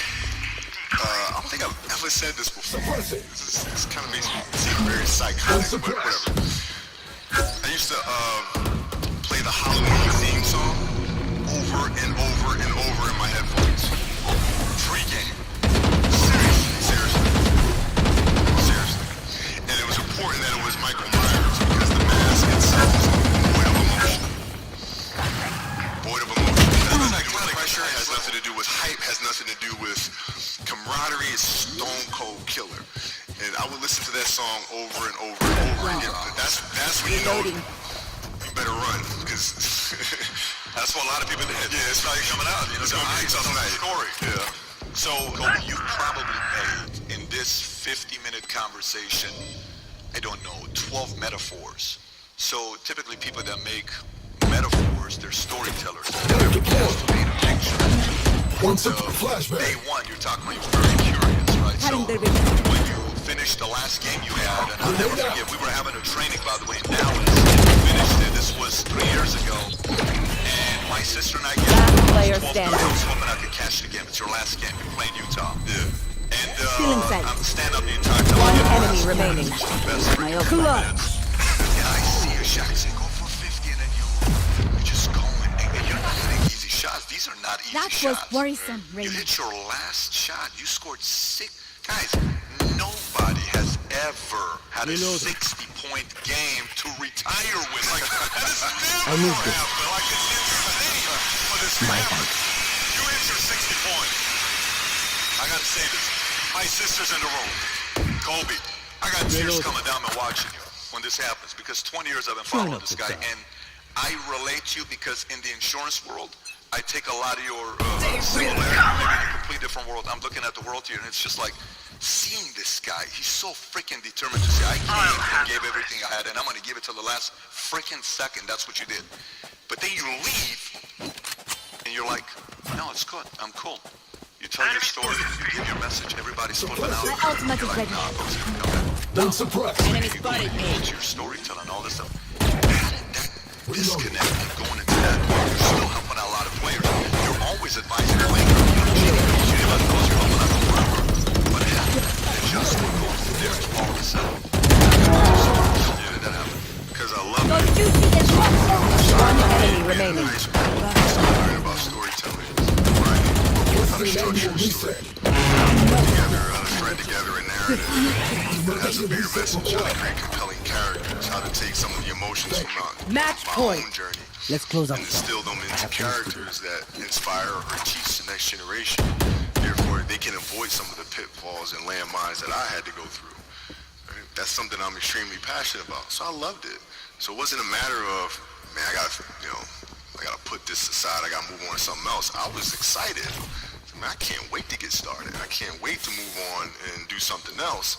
And everybody kept saying, man, like, my wife asked me one time, we were filling out a form for school, and it said, all right, father, occupation. She's like, Nowhere to run! what am I supposed to put down? Because I'm a storyteller. You want me to write storyteller or Rotate, brother. transform? Wow. Yeah, I guess. I mean, that's what I'm doing. Help, CC. Dude, really? Alright, fine. Put producer. I don't know. Right? But during that year, everybody kept coming up to me and saying, okay, you're going to have stages of grief when you retire. You're going to go into a state of depression when you retire. And those are all normal and all this other stuff. Spike down. C. Yes, of course you would say that. I said that too. I'm like, dude, fuck, man. So after a while, I just started listening, like, oh, yeah. One enemy remaining.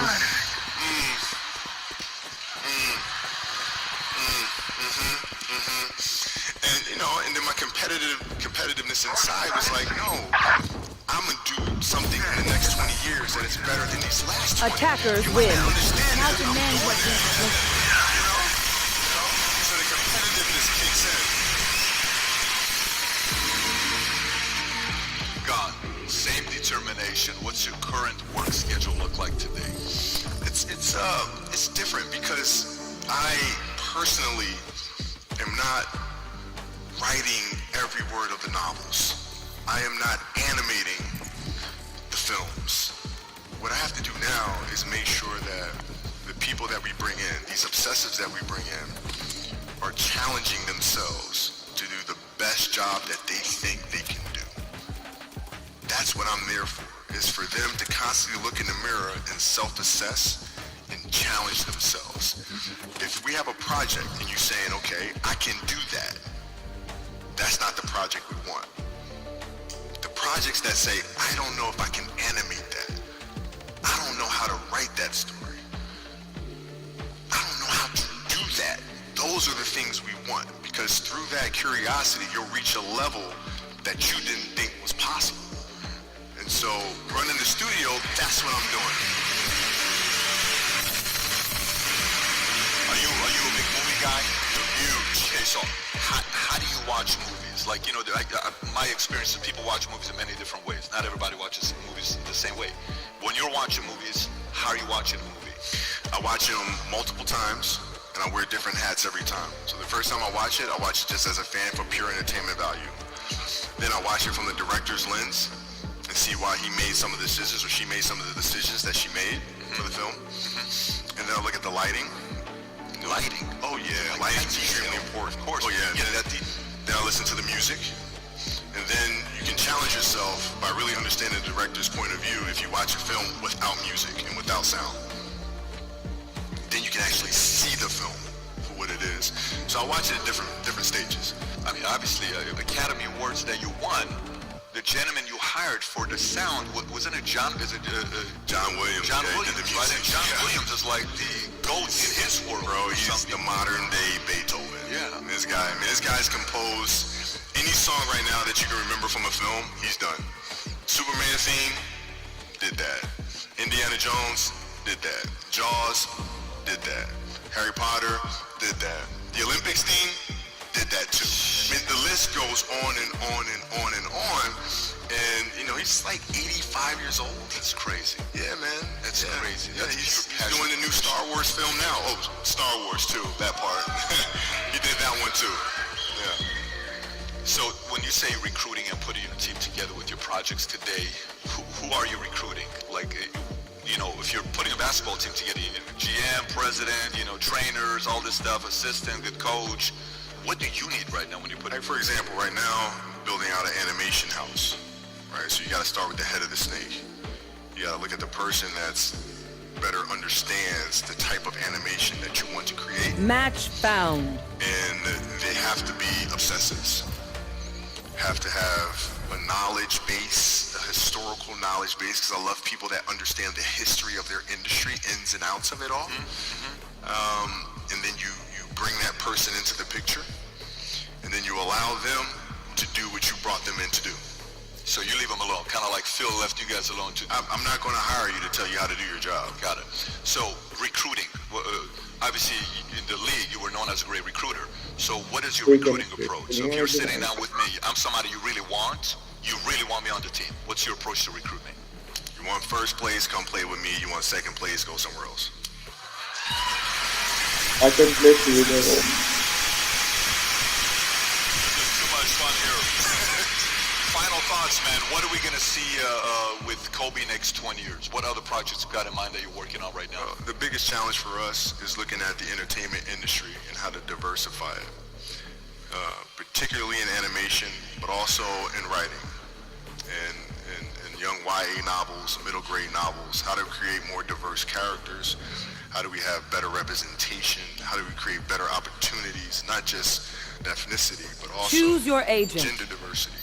I have 4 girls, right? So my mission is to make sure women have opportunities that they haven't been afforded. That is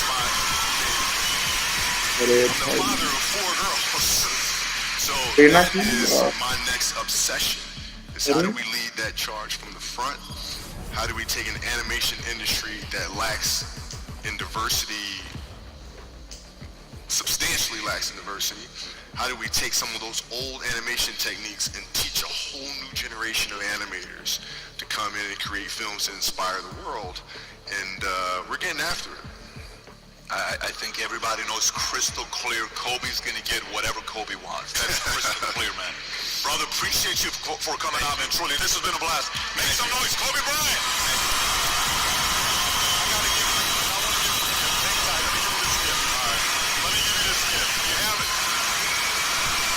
So first one I'm going to give you is this. This is something that you represent, and we have to go get your size. And it's just saying that post-game, you are now an entrepreneur. So we're giving you a shirt that says, that's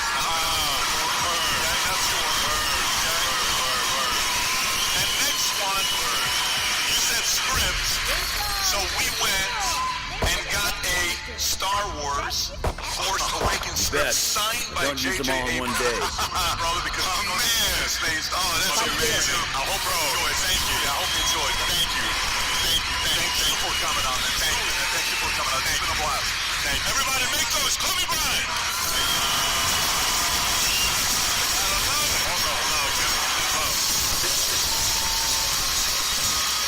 There.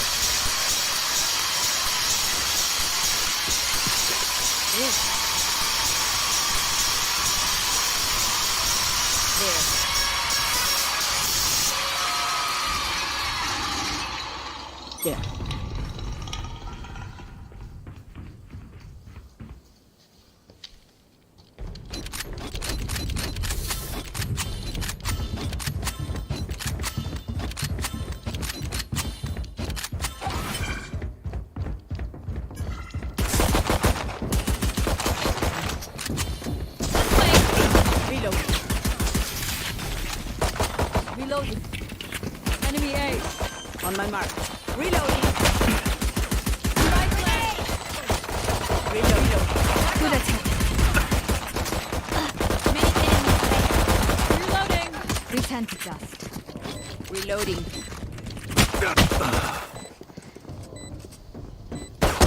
One enemy remaining. There. Enemy spotted A. Satchel up.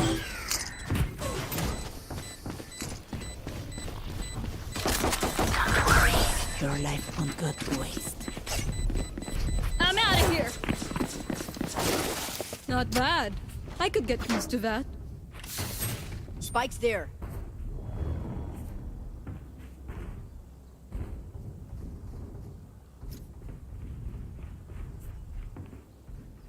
Spike's there.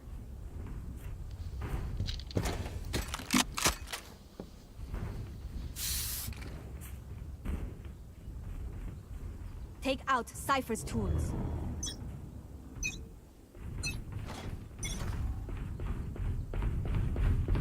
There.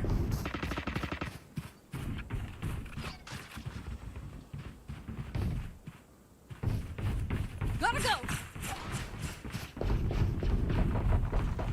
Get out of here.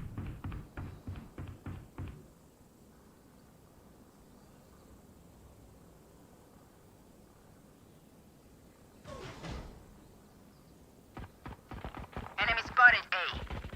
Rest. Spike planted. There. Many enemies A. One enemy remaining. Flawless. Ain't much room for improvement.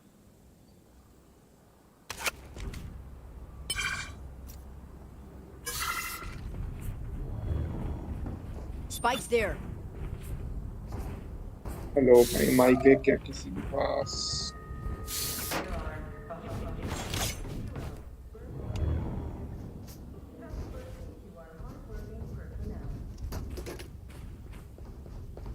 There. Forward. Need help.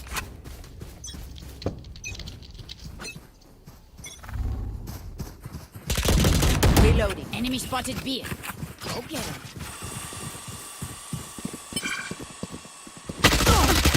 Reloading. Reloading. Coming through.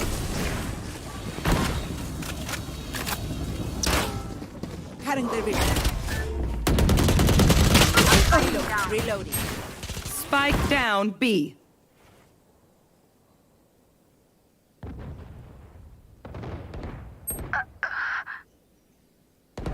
Last player standing.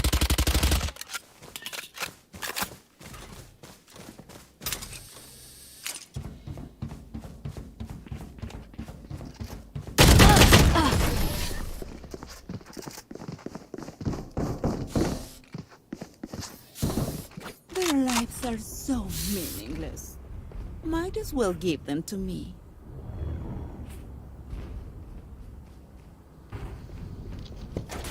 On my mark. Spike's there. Need help.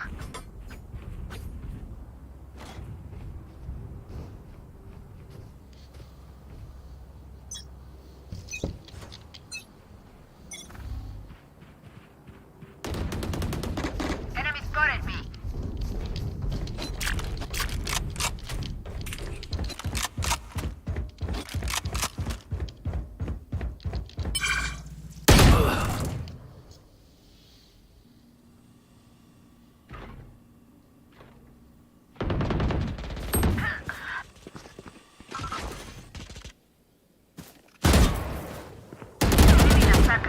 Take this!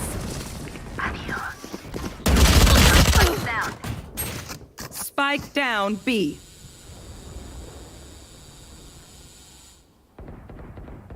Enemy spotted B. Insecto, they will cover. Train harder.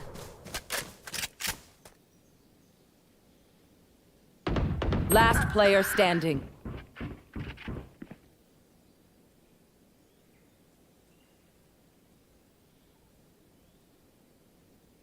have the spike. 30 seconds left.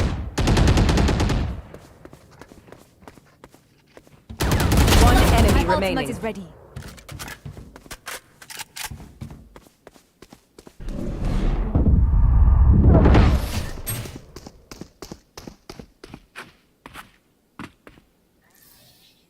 Once more into battle. I'm not tired. Are you? Spike's there.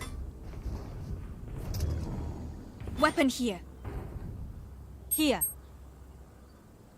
Watching here. Need help. Need help. Careful. Just let loose.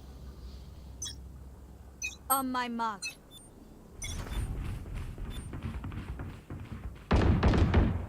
Enemy spotted A. There.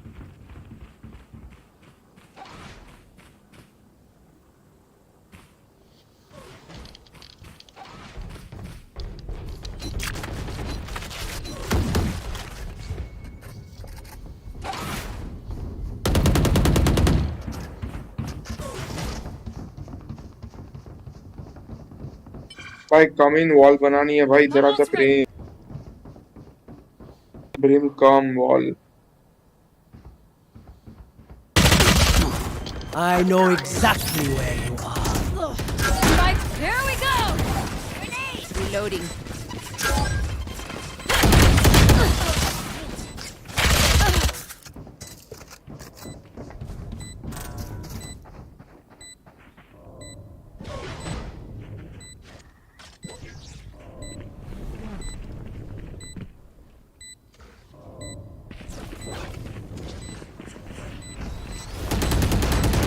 Disappoint me.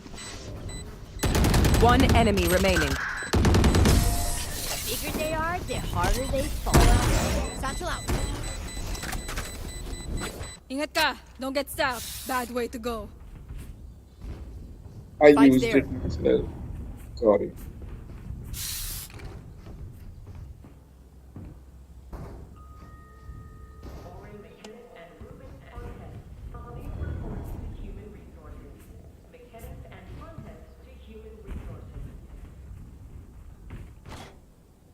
You know what to do. Need help.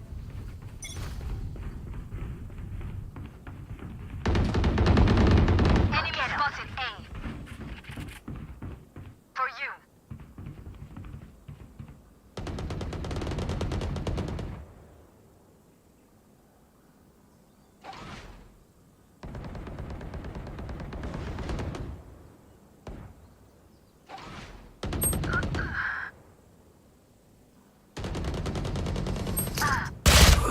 Oman 120 back.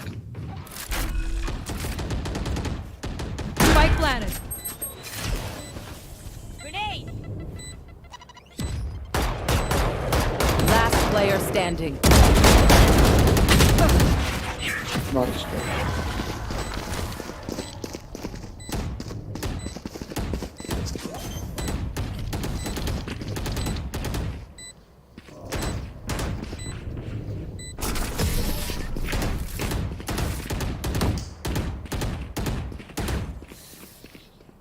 Fight till the end.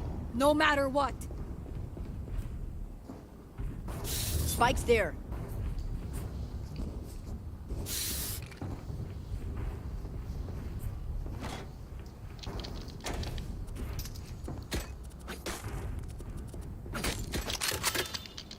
A.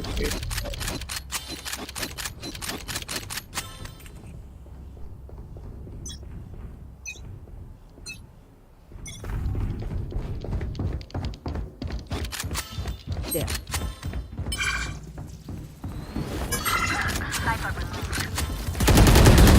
Reload.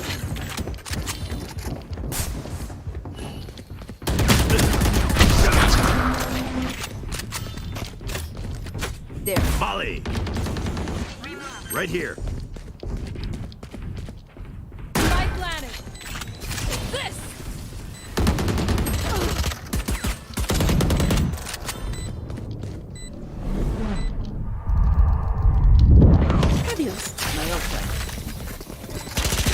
Spotted A. Still inside. One enemy remaining. Last player standing. You were beautiful. Gear up, stay safe. We're going back in.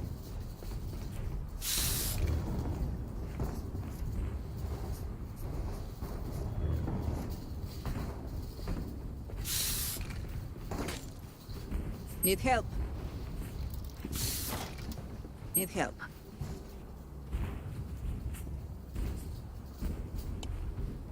For you, hermanita. Need help.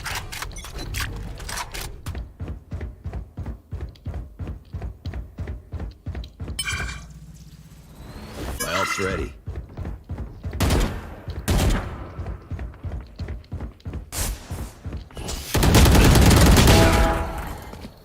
Neon plant, you have the spike.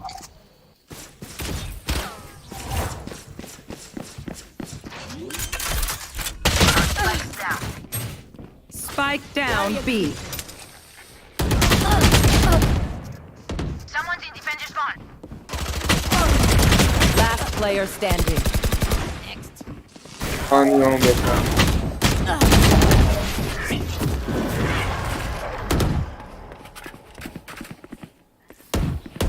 Look at me. I know that I am by your side.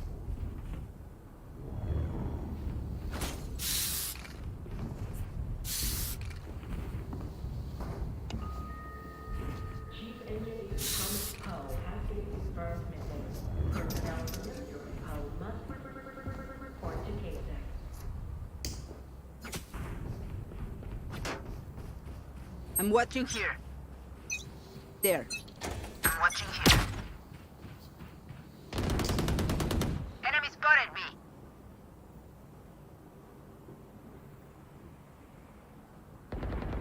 Go away. My ult's ready.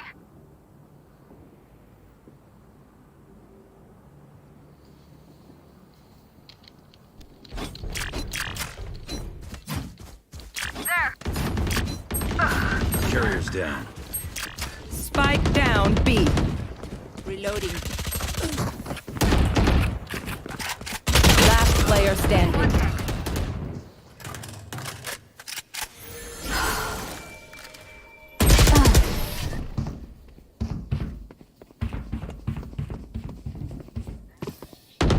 I'll teach them to respect their elders.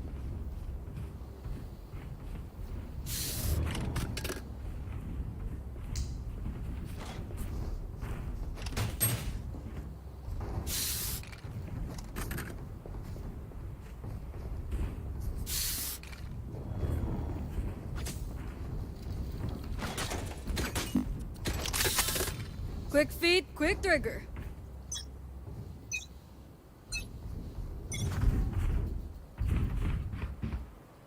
Bomb buddy out. Enemy spotted A.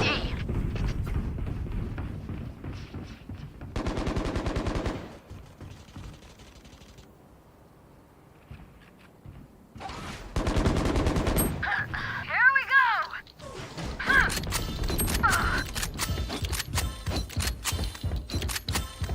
There. Rotate. Last player standing.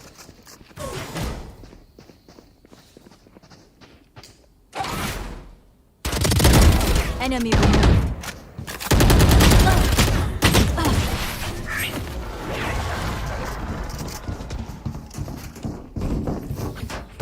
Time to stock back up.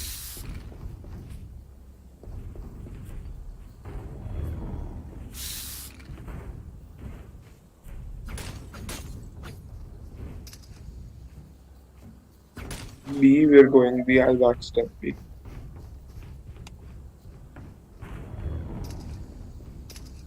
भाई डिवलिस्ट कुछ नहीं कर रहा भाई वो. Time to explode. भाई रहना भी ये नहीं. Enemy B. Nightmare's over. Sage Hill. Healing you. They're dead. There. taken down.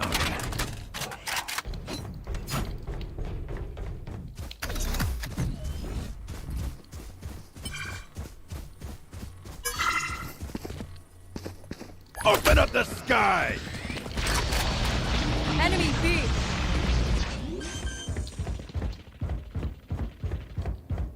One enemy remaining.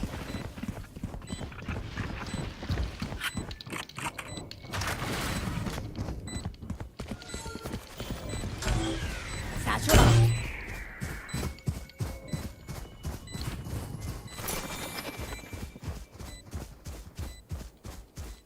Enemy spotted B. Team Ace. That was fun. Do you think they had fun? Last round in the half. Don't be cheap. Spend it all before it's gone.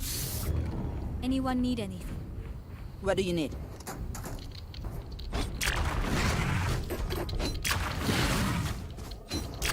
Gun here.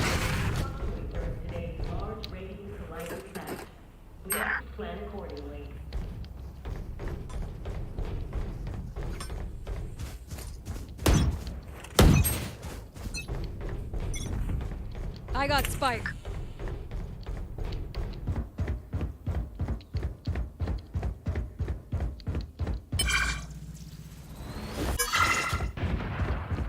Enemy spotted B. Enemy spotted. They will cover. Eliminated.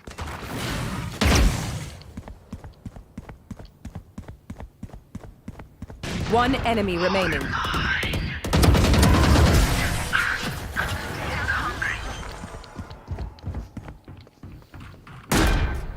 Switching sides. My power does not ebb. Ask for aid, and you shall receive.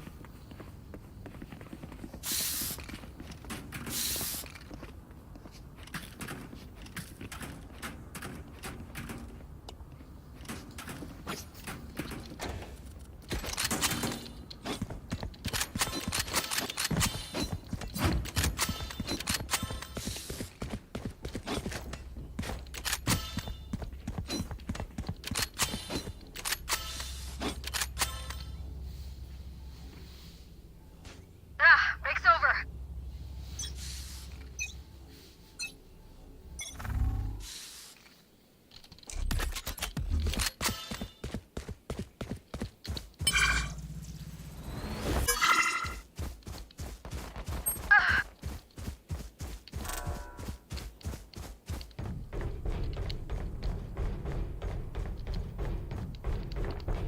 Multiple enemies B. There. Enemy spotted B. Enemy spotted B.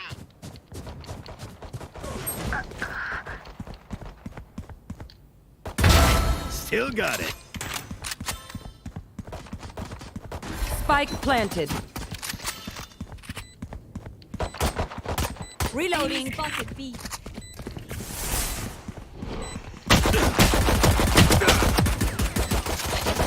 You fought well. One enemy remaining.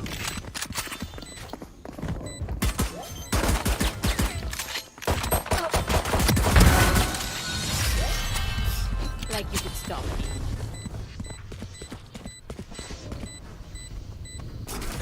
Same. I love explosions. The symphony of death. Don't worry, you get used to it.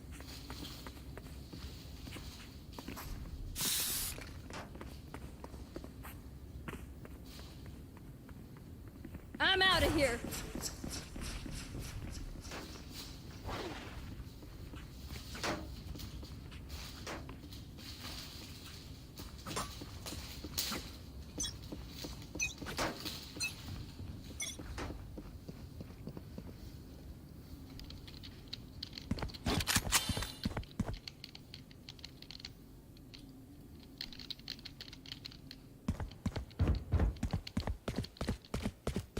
Be backstab.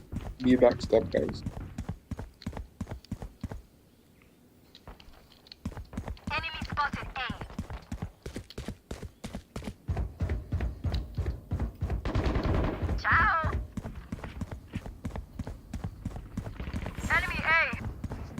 Spike down, attacker spawn.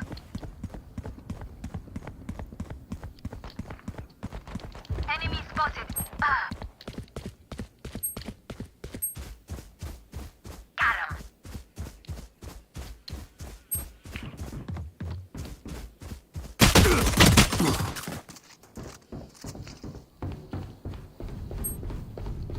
Guys hold करो ना, क्यों इतना किल चाहिए?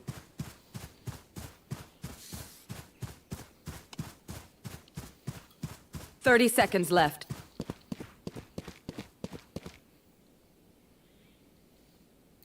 Spike planted.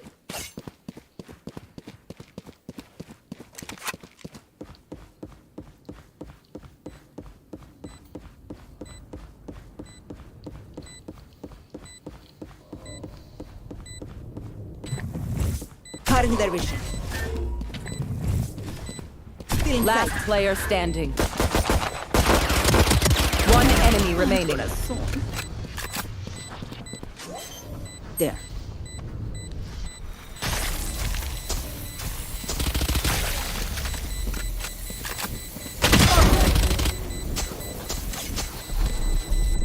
Heal लगा के diffuse कर दे। Clutch. If I act superior, it's because I am. Reina, remind me to never piss you off.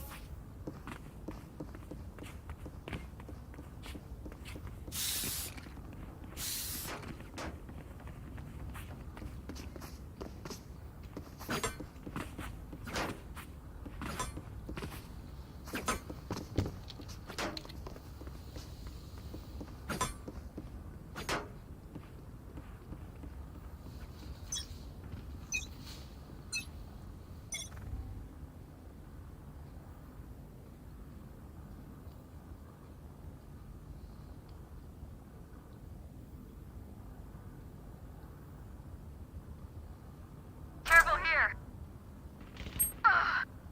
Enemy spotted B.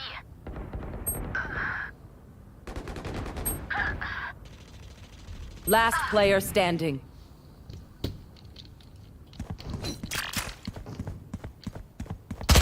Flawless.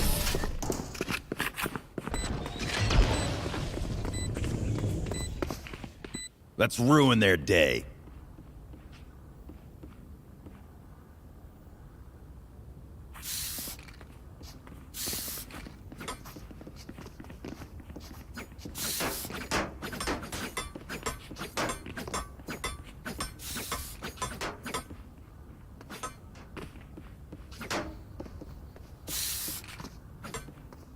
Safety's off.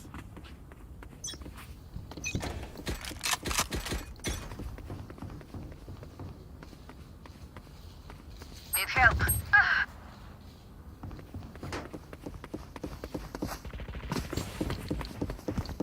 Spike down B.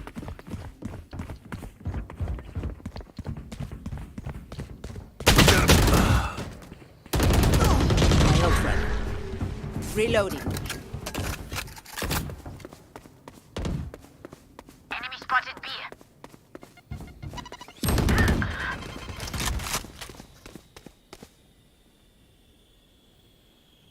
Spike planted.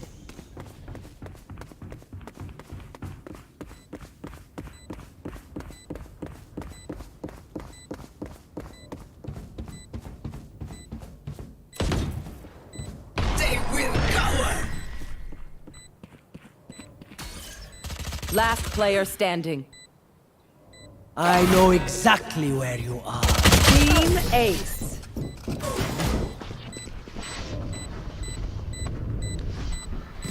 They're just batteries. And I need a recharge.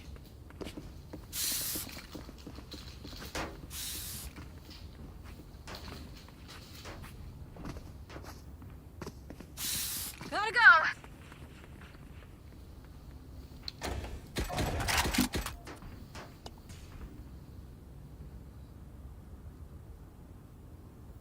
No prisoners.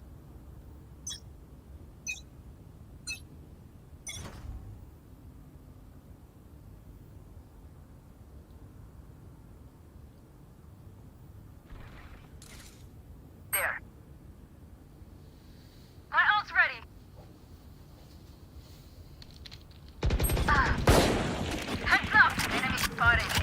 Rena back.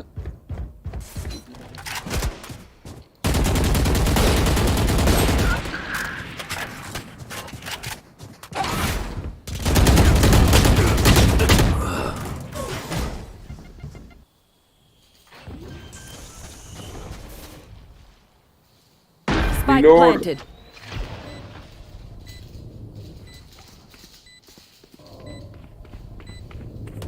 Last player standing.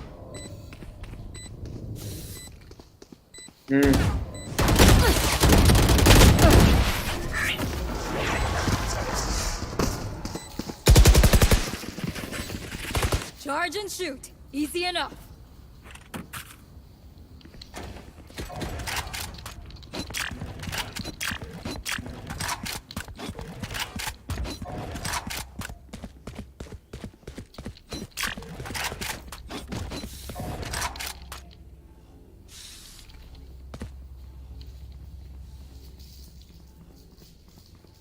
Move!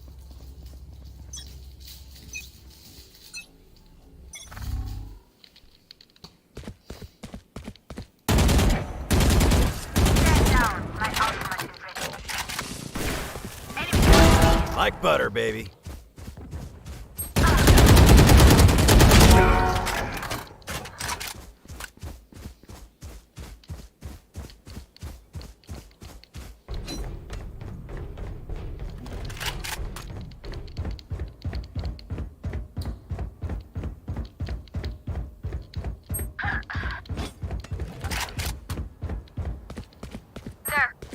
Welcome to my world.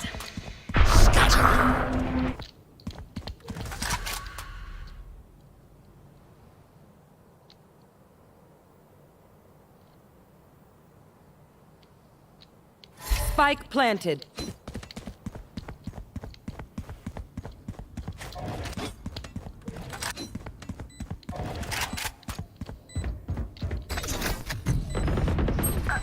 Open up the sky!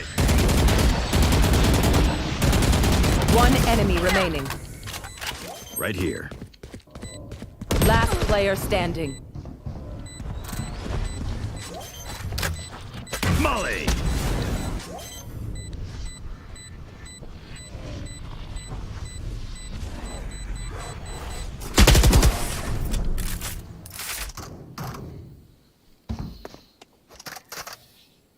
Get ready.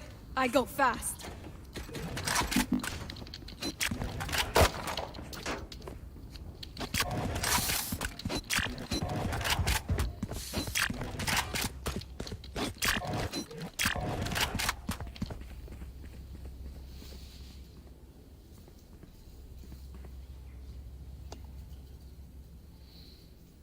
Together!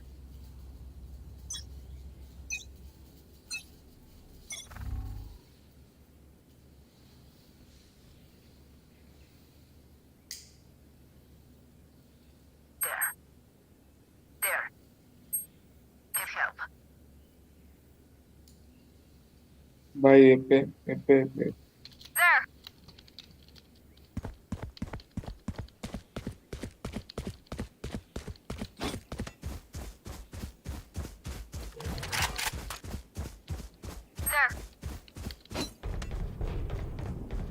Need help. Spike planted. Enemy spotted.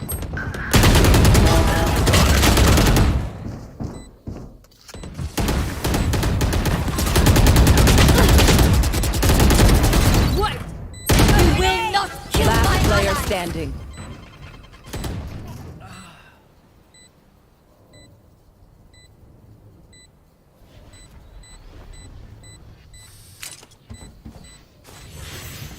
Your duty is not over. One enemy Enemy remaining. down.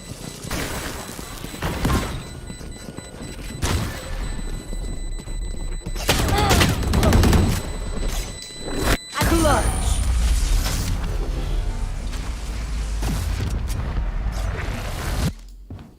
Please stay alive. I hate making new friends.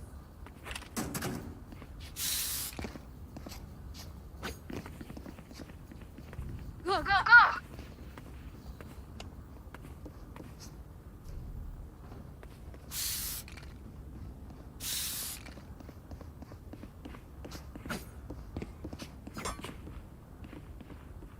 For you, hermanita.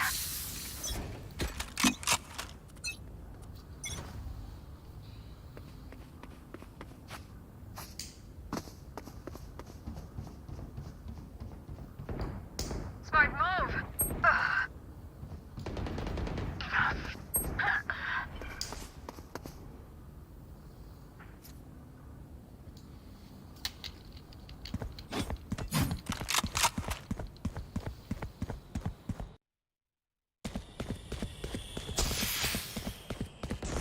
My ult's ready. Spike down B. Spotted B.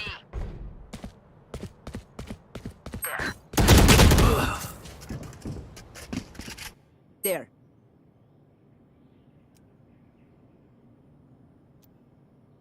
There. One enemy remaining. You are in our way.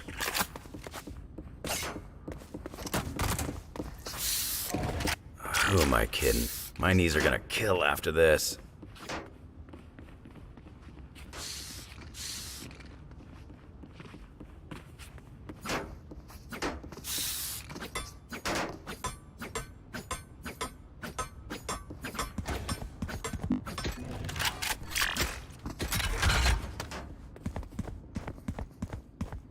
Come on, let's go.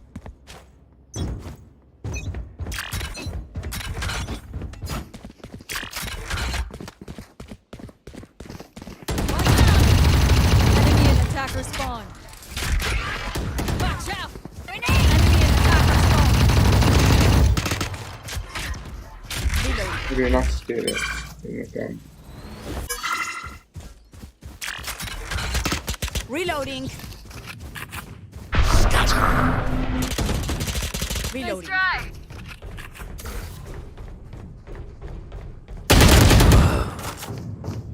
Spike planted. exactly where you Here we go!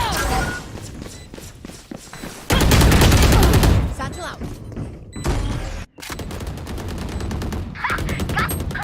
They will go. Blind. Last player standing.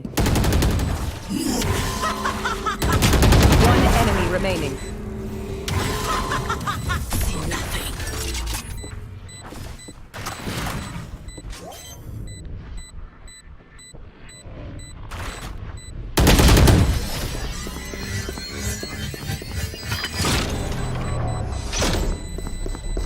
My city needs me. I can't be away for long. Let's end this quickly.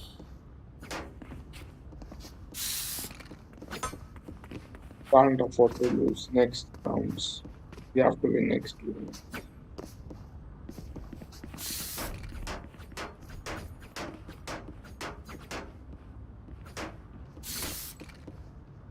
Let's go.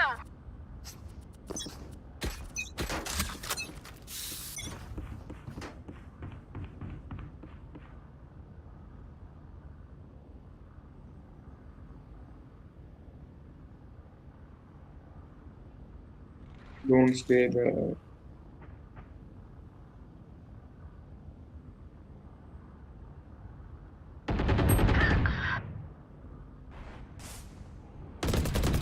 Enemy spotted A.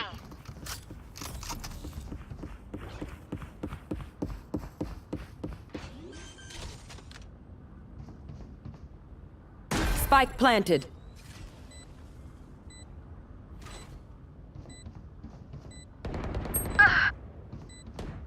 Enemy spotted A.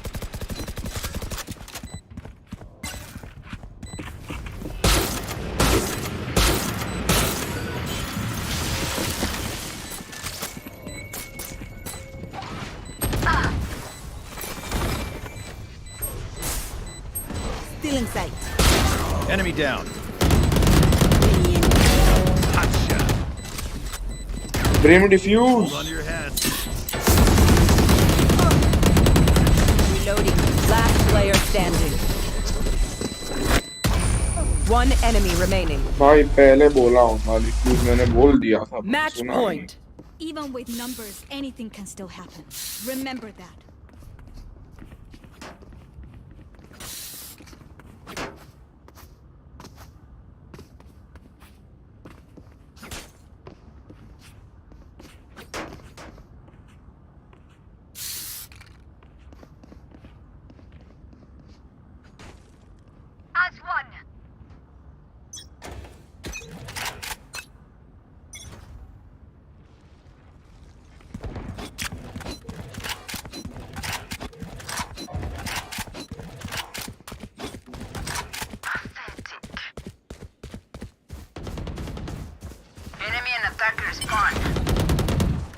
Sick.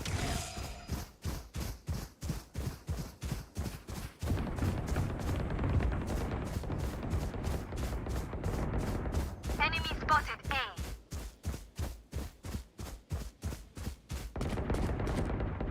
Enemy spotted A.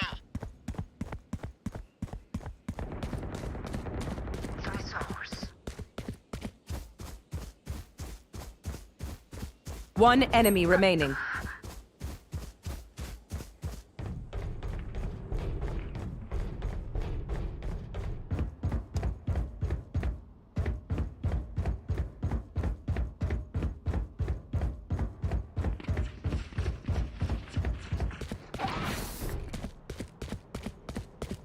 Coming.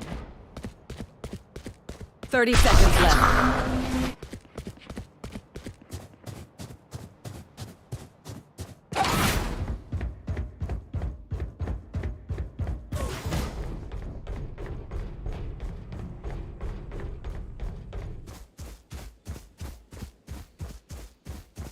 Ten seconds left. You're done. Spike A. Ugh, I'm over them.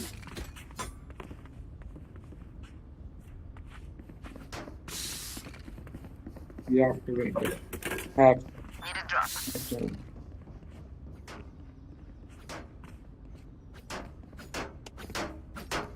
Neon Byrina. Byrina.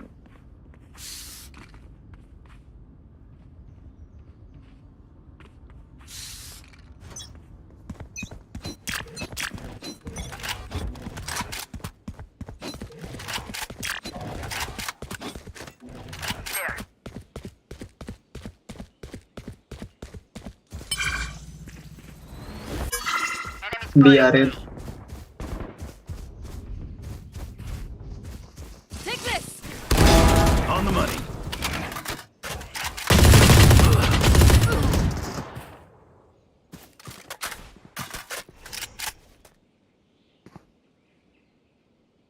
Welcome to my world. भाई ये छोड़ा क्यों? I'm watching here. Spike planted. भाई बोला था ये क्यों छोड़ा? गजब. Enemy spotted B. Go, go, go!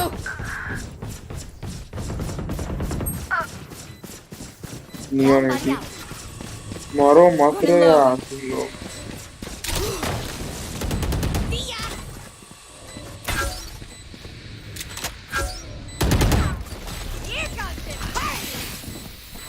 Last player standing.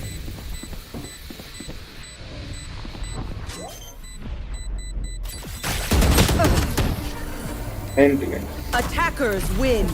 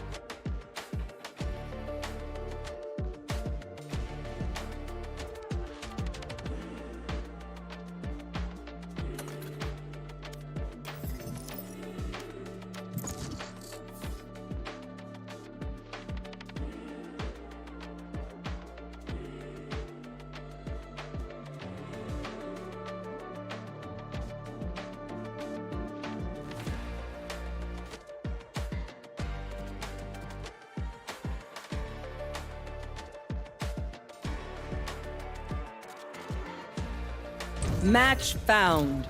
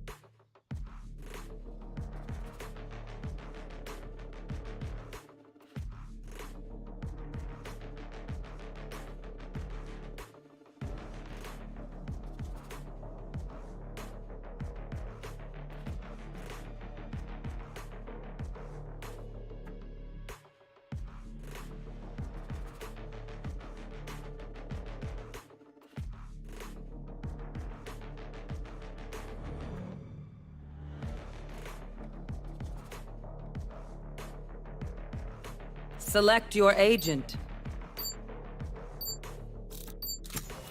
I am both shield and sword.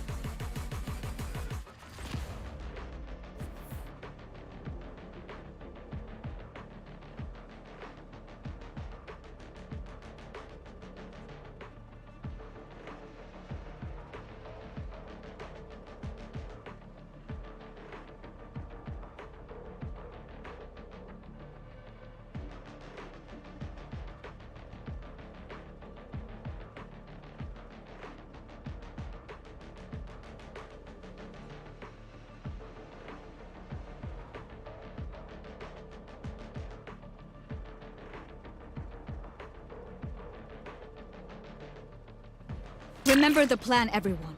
And please, please stick to it. I'm talking to you, Raze.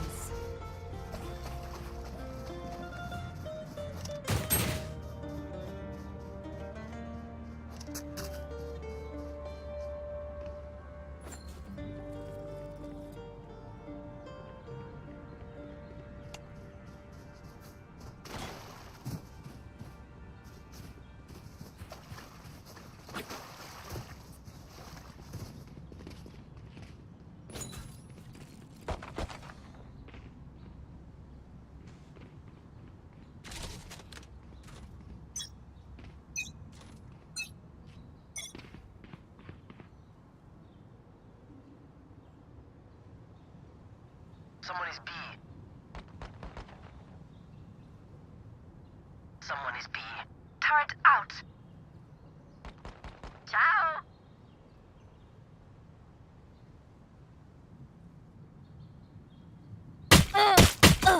Enemy spotted B. Someone is B.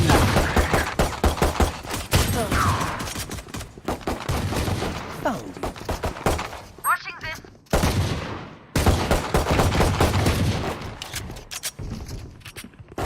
Reyna killed. There.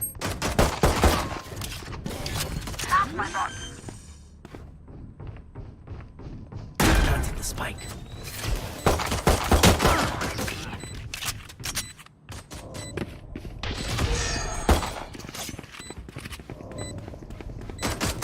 One enemy remaining. There.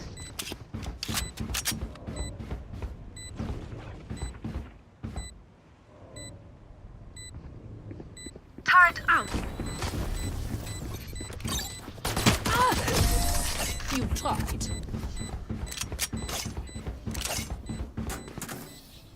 Drive them crazy, Raze. You're good at that.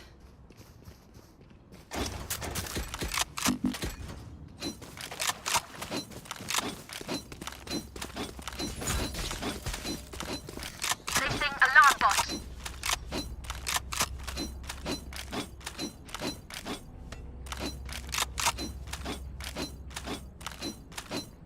I will find you.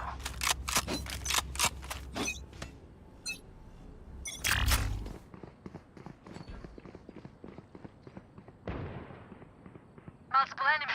Sentry.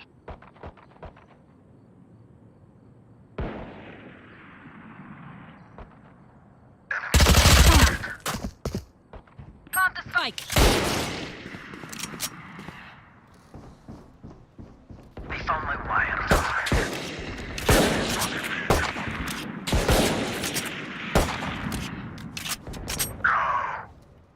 Reloading. Bomb buddy out. Here. It is.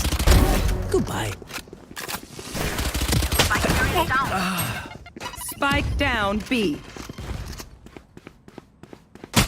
Last player standing.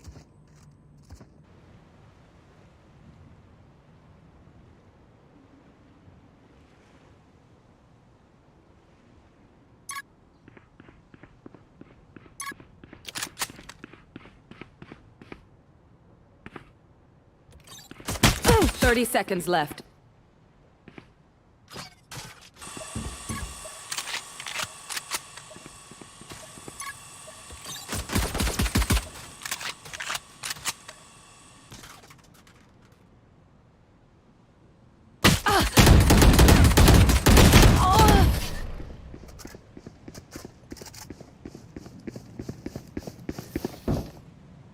like us, but are they us?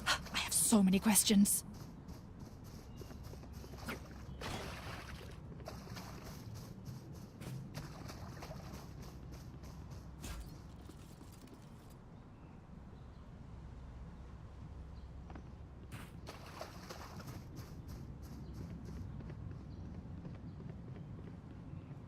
Cut their walls down.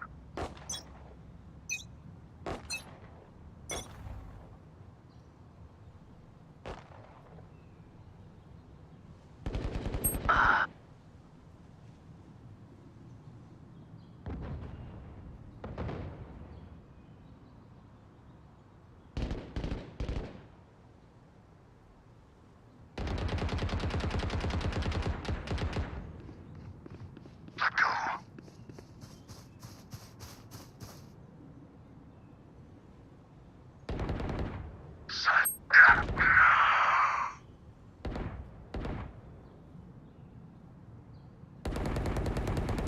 One down.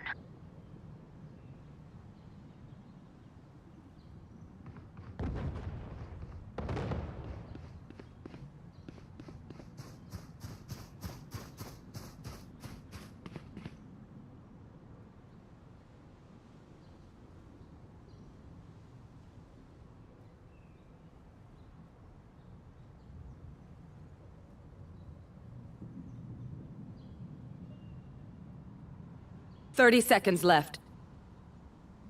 One enemy remaining.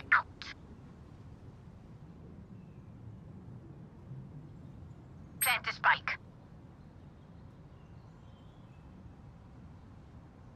Spike's down. Who's next?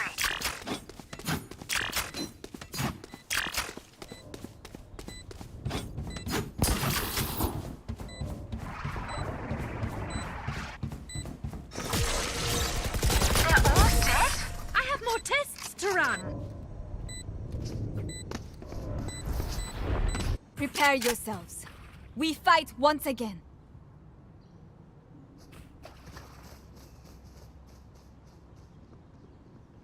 A série de colóquios da Arena Aquário apresenta uma noite de homenagem aos heróis que salvaram a nossa cidade e que servem o nosso mundo. Entrada livre. Reloading. Together.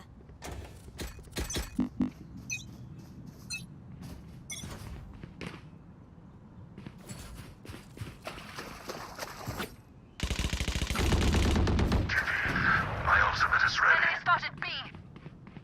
Turret out. Turret destroyed. Here. Someone is B. Use my gun. Where is everyone hiding?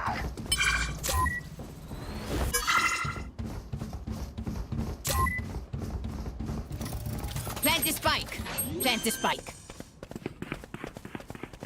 Need spikes down. My ultimate placing swarm grenade.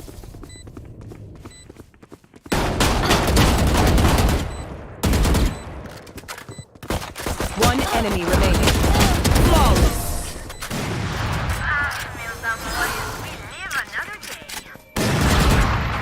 You say something? Sorry, ear's still ringing.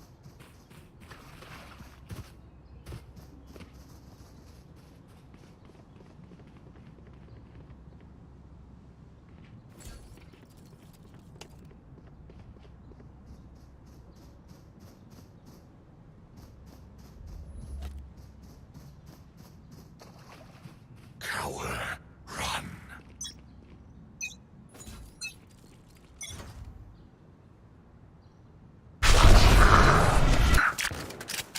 Enemy spot already out. Enemy spotted B. My ult's ready. Here.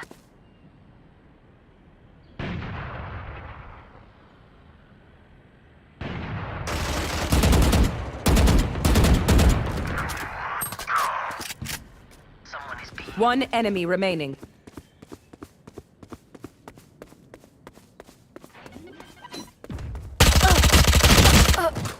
I am planting the spike.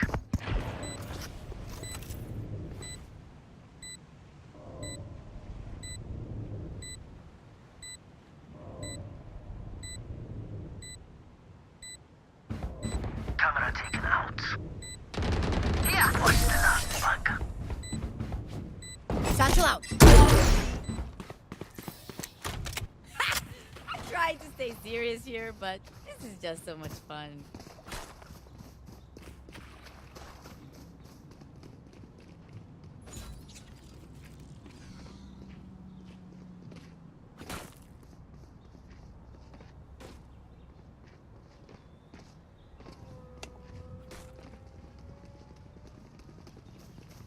Their defense, could be better.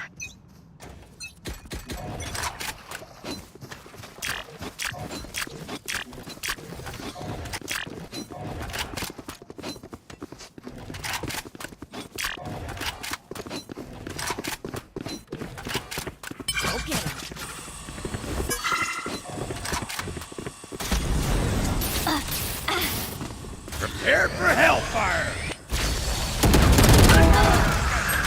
Spike down A.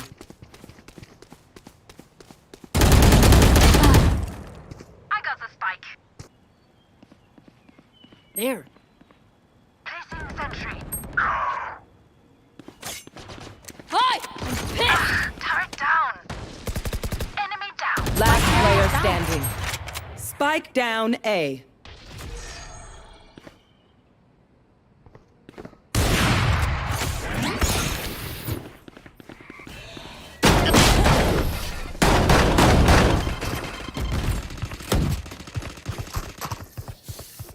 They think they know pain. They can't begin to comprehend it.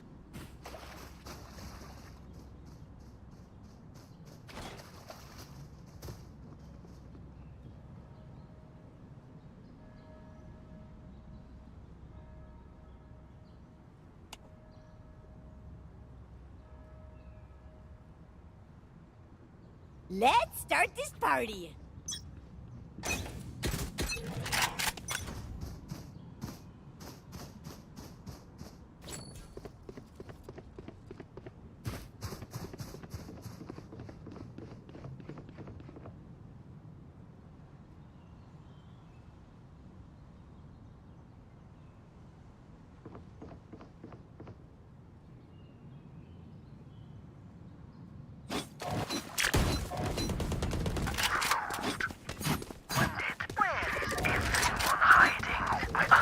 Ready.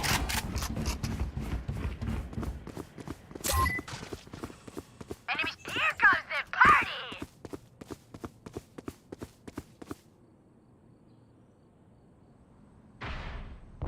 Enemy spotted A. Placing sentry. Spike down. Initiated. Turret killed them. One enemy remaining.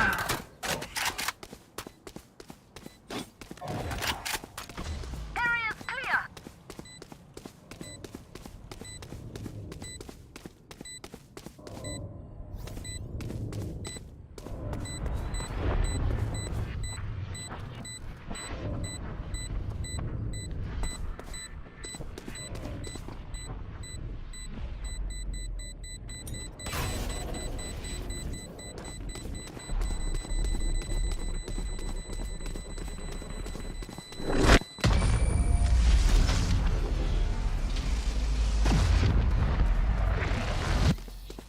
Let them try to get through me.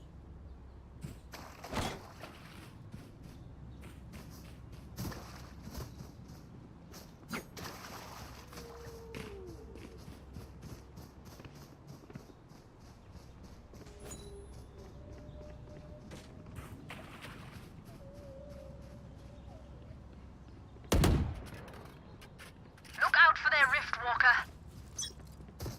Let's go here.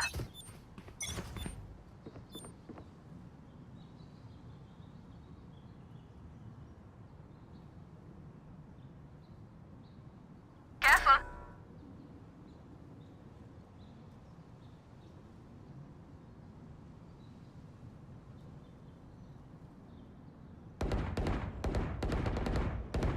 Enemy spotted B.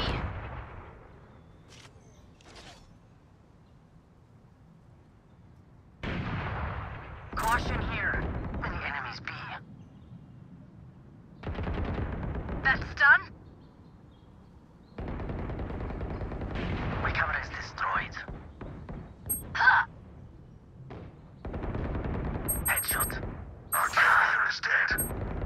Spike down B.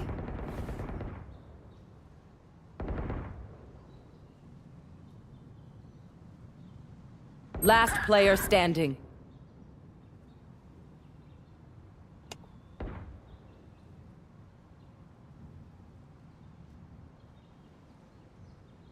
"30 seconds left.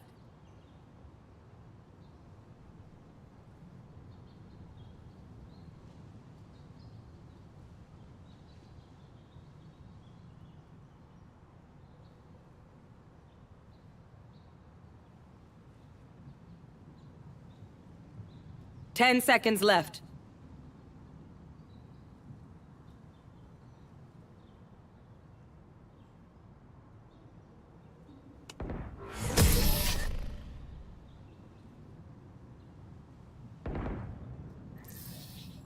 My burden never ends.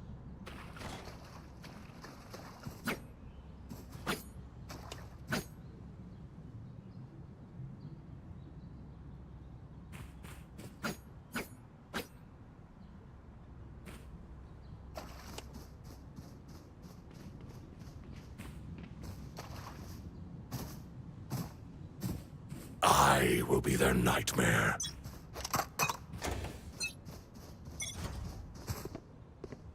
Satchel out. Enemy spotted. B. Terminated.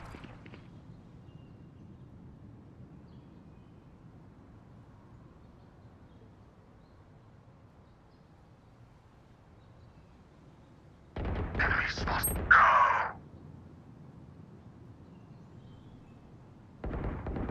Someone is B. I have planted the spike. Prepare for hellfire!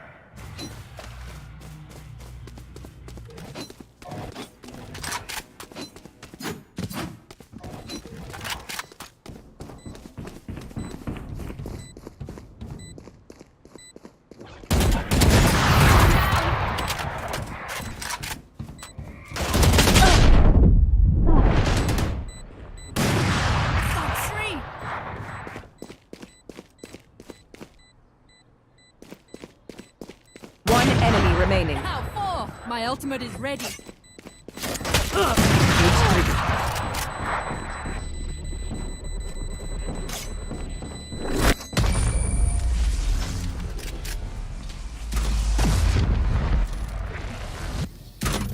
Where will they go this time? I need this. Entre no aquário para o evento Radiância Revelada. Uma celebração de 2 dias de tudo o que é I need this. de música a gastronomia e arte. Será uma semana de que não se esquecerá tão cedo. KJ, bye, please. As one. Thank you.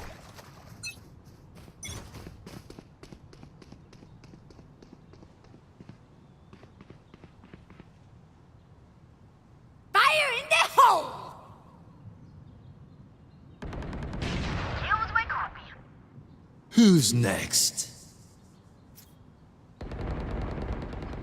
Plant the spike.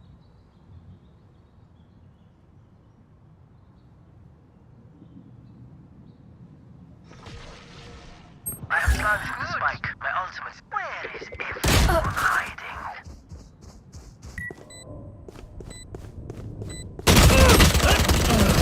One enemy remaining.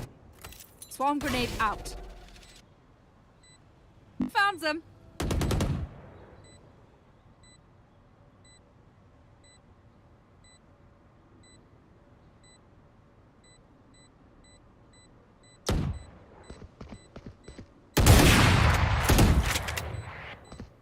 Last player standing.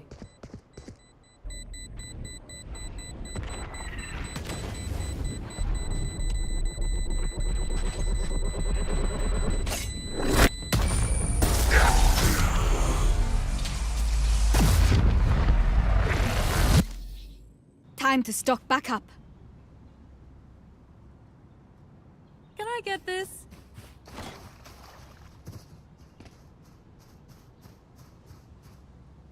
Thanks.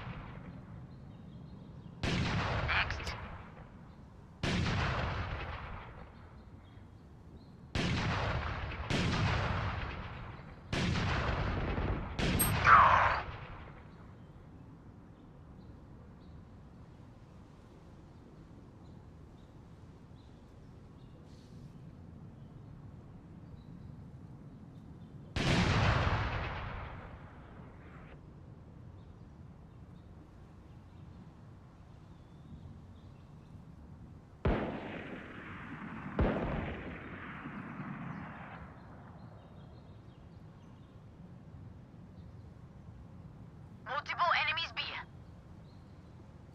Foolish.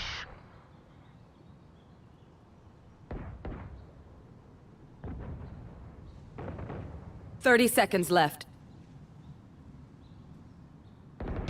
Our spike is down.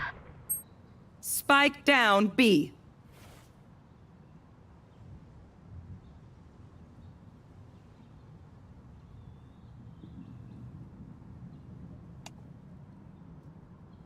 Ten seconds left. The spike. Last spike player down. standing. Spike down B.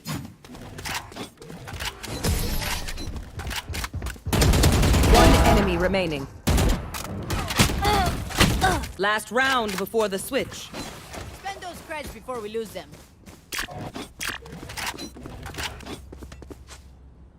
Can I get this?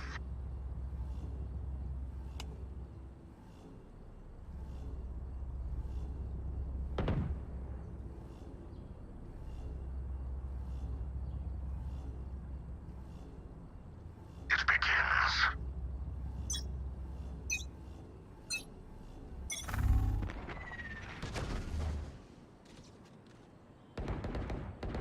Multiple enemies B.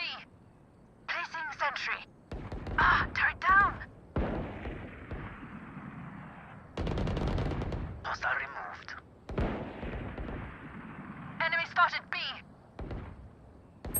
The hunt begins. Here comes the party. Boom. Please plant the spike here.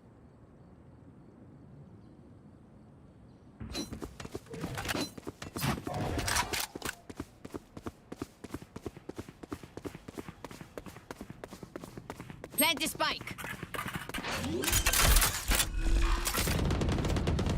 Spike planted.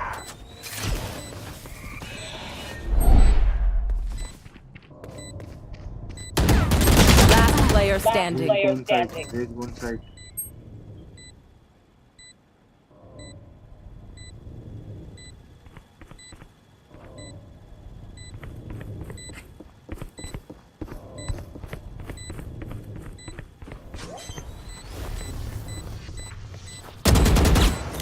Grenade!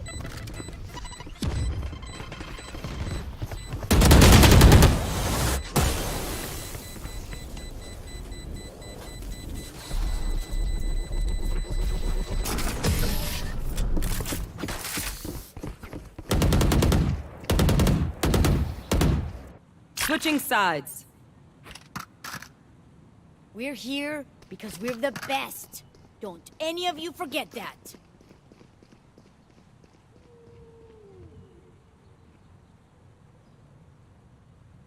Turret out.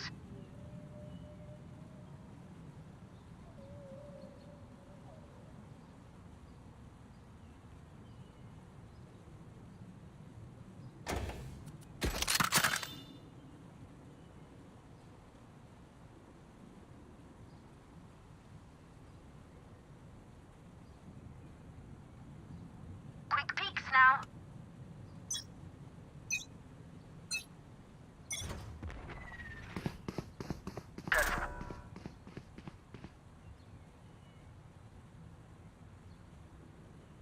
Need help. Caught one. There.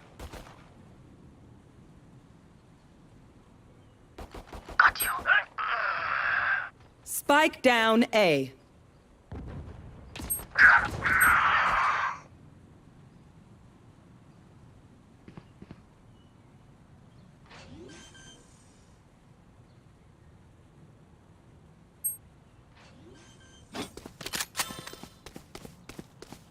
Spike planted.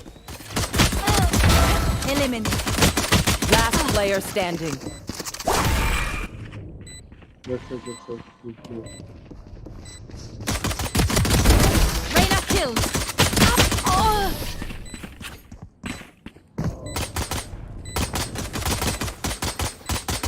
I can hold an area pretty well myself.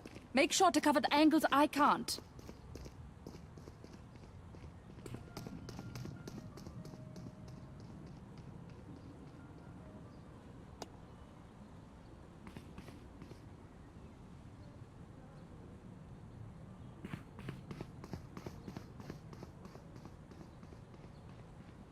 Hey Joy, I have to play when 3 players are dead. Can't you play from the starting? Placing sentry. Need help.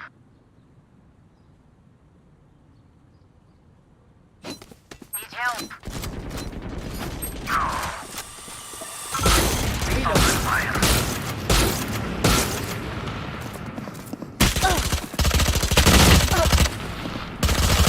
Reloading.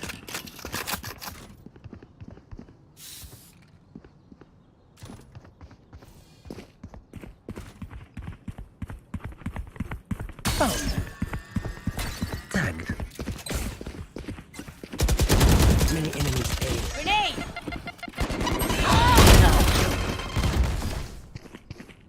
Spike planted.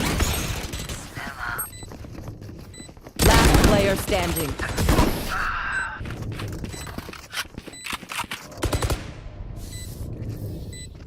Don't stress if I die. It was great knowing you all. Also, delete my hard drive.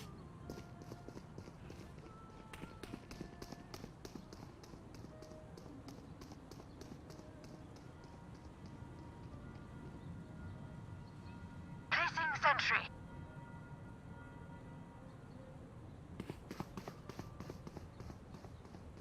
Keep it cool.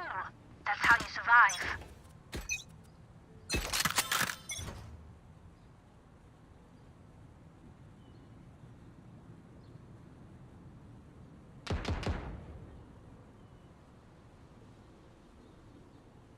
Need help. Watching careful now. Caught one.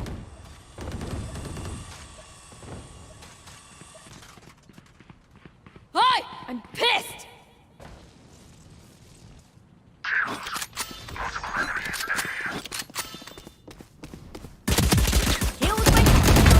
Enemy Reloading. removed.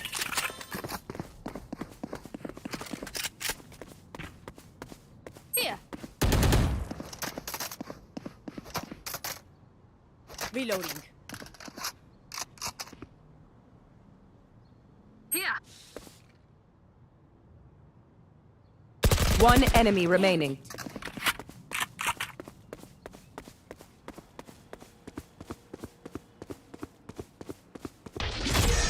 Thirty seconds left. They were not good enough.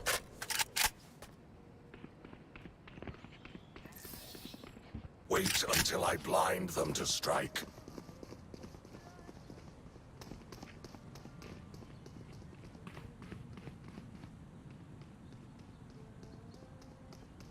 Turret out.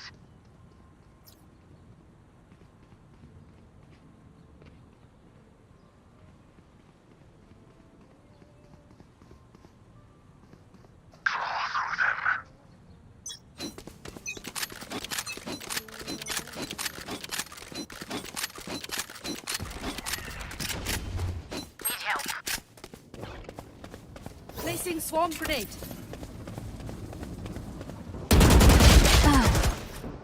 Who's next?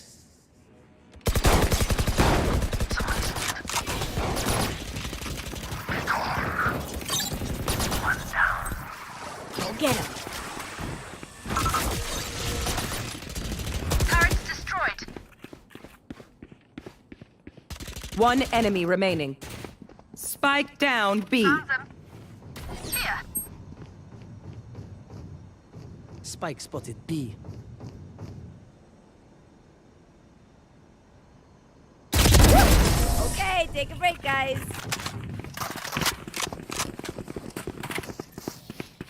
You can trust my bots. They only malfunctioned that one time. Time, and honestly, she won't miss that finger.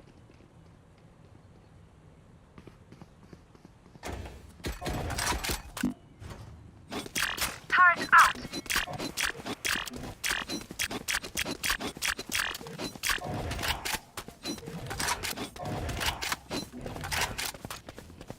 Don't overthink it. That's my job.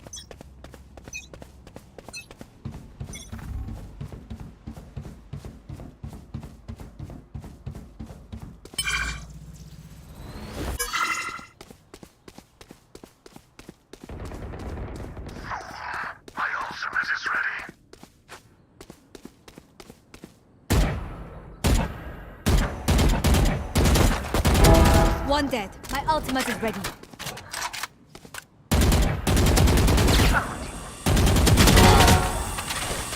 Spike down, attacker spawn.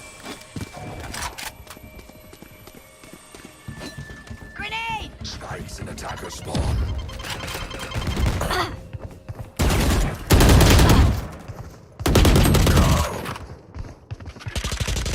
Yuri 120 tag.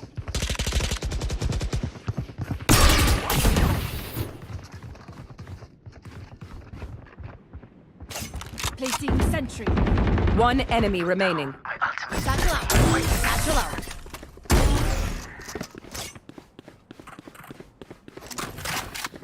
Remember, your weapon is only a tool. Reloading. You have to think.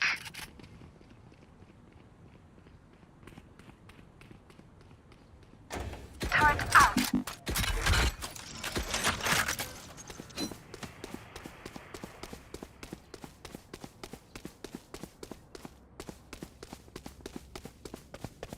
Turret out.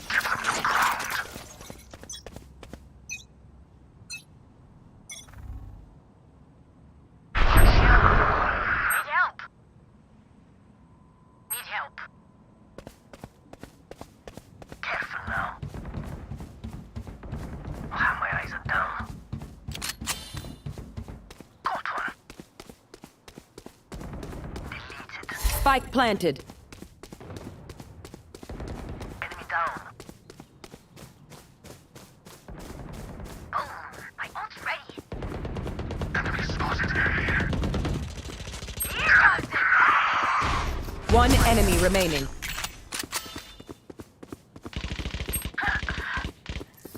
Enemy spotted. Okay, I only have like 78 grenades left. Hopefully that's enough.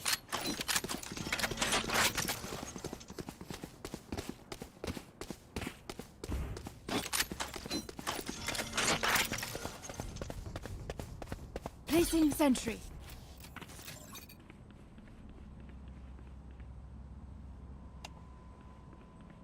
Time to explode.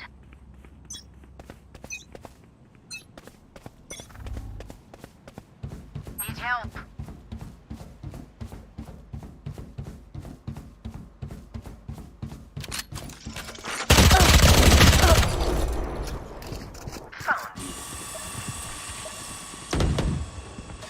Bomb buddy out. See ya! Here with my call. Grenade!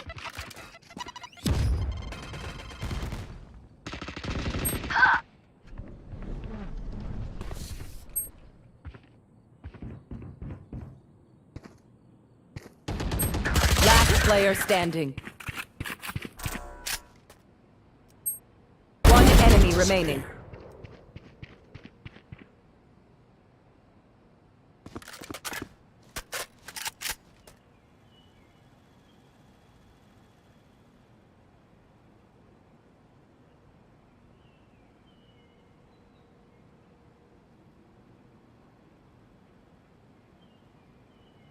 Thirty seconds left. Spike planted.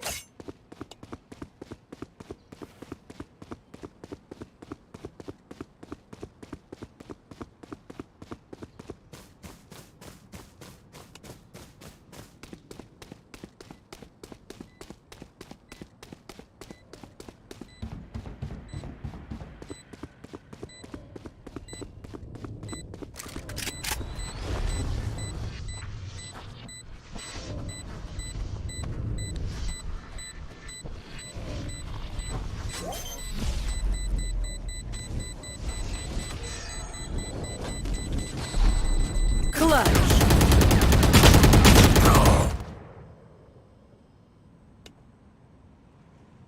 Match point. Oh, almost done? Cool. cool.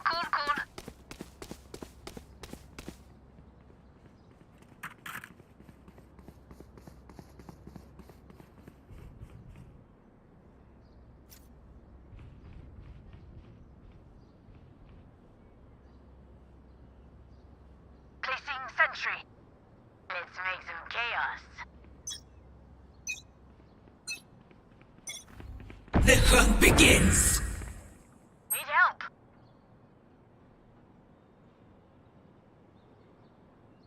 Fire in the hole! Multiple enemies ahead. Slammer. Where is everyone hiding?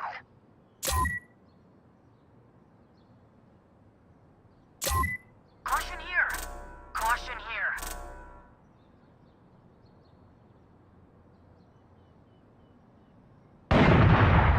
Enemy spotted mid.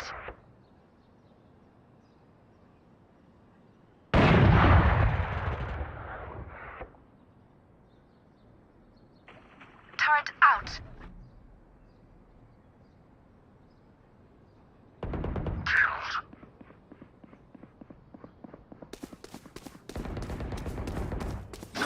One enemy remaining. Flawless. Defenders win. Do not fight us again. Message.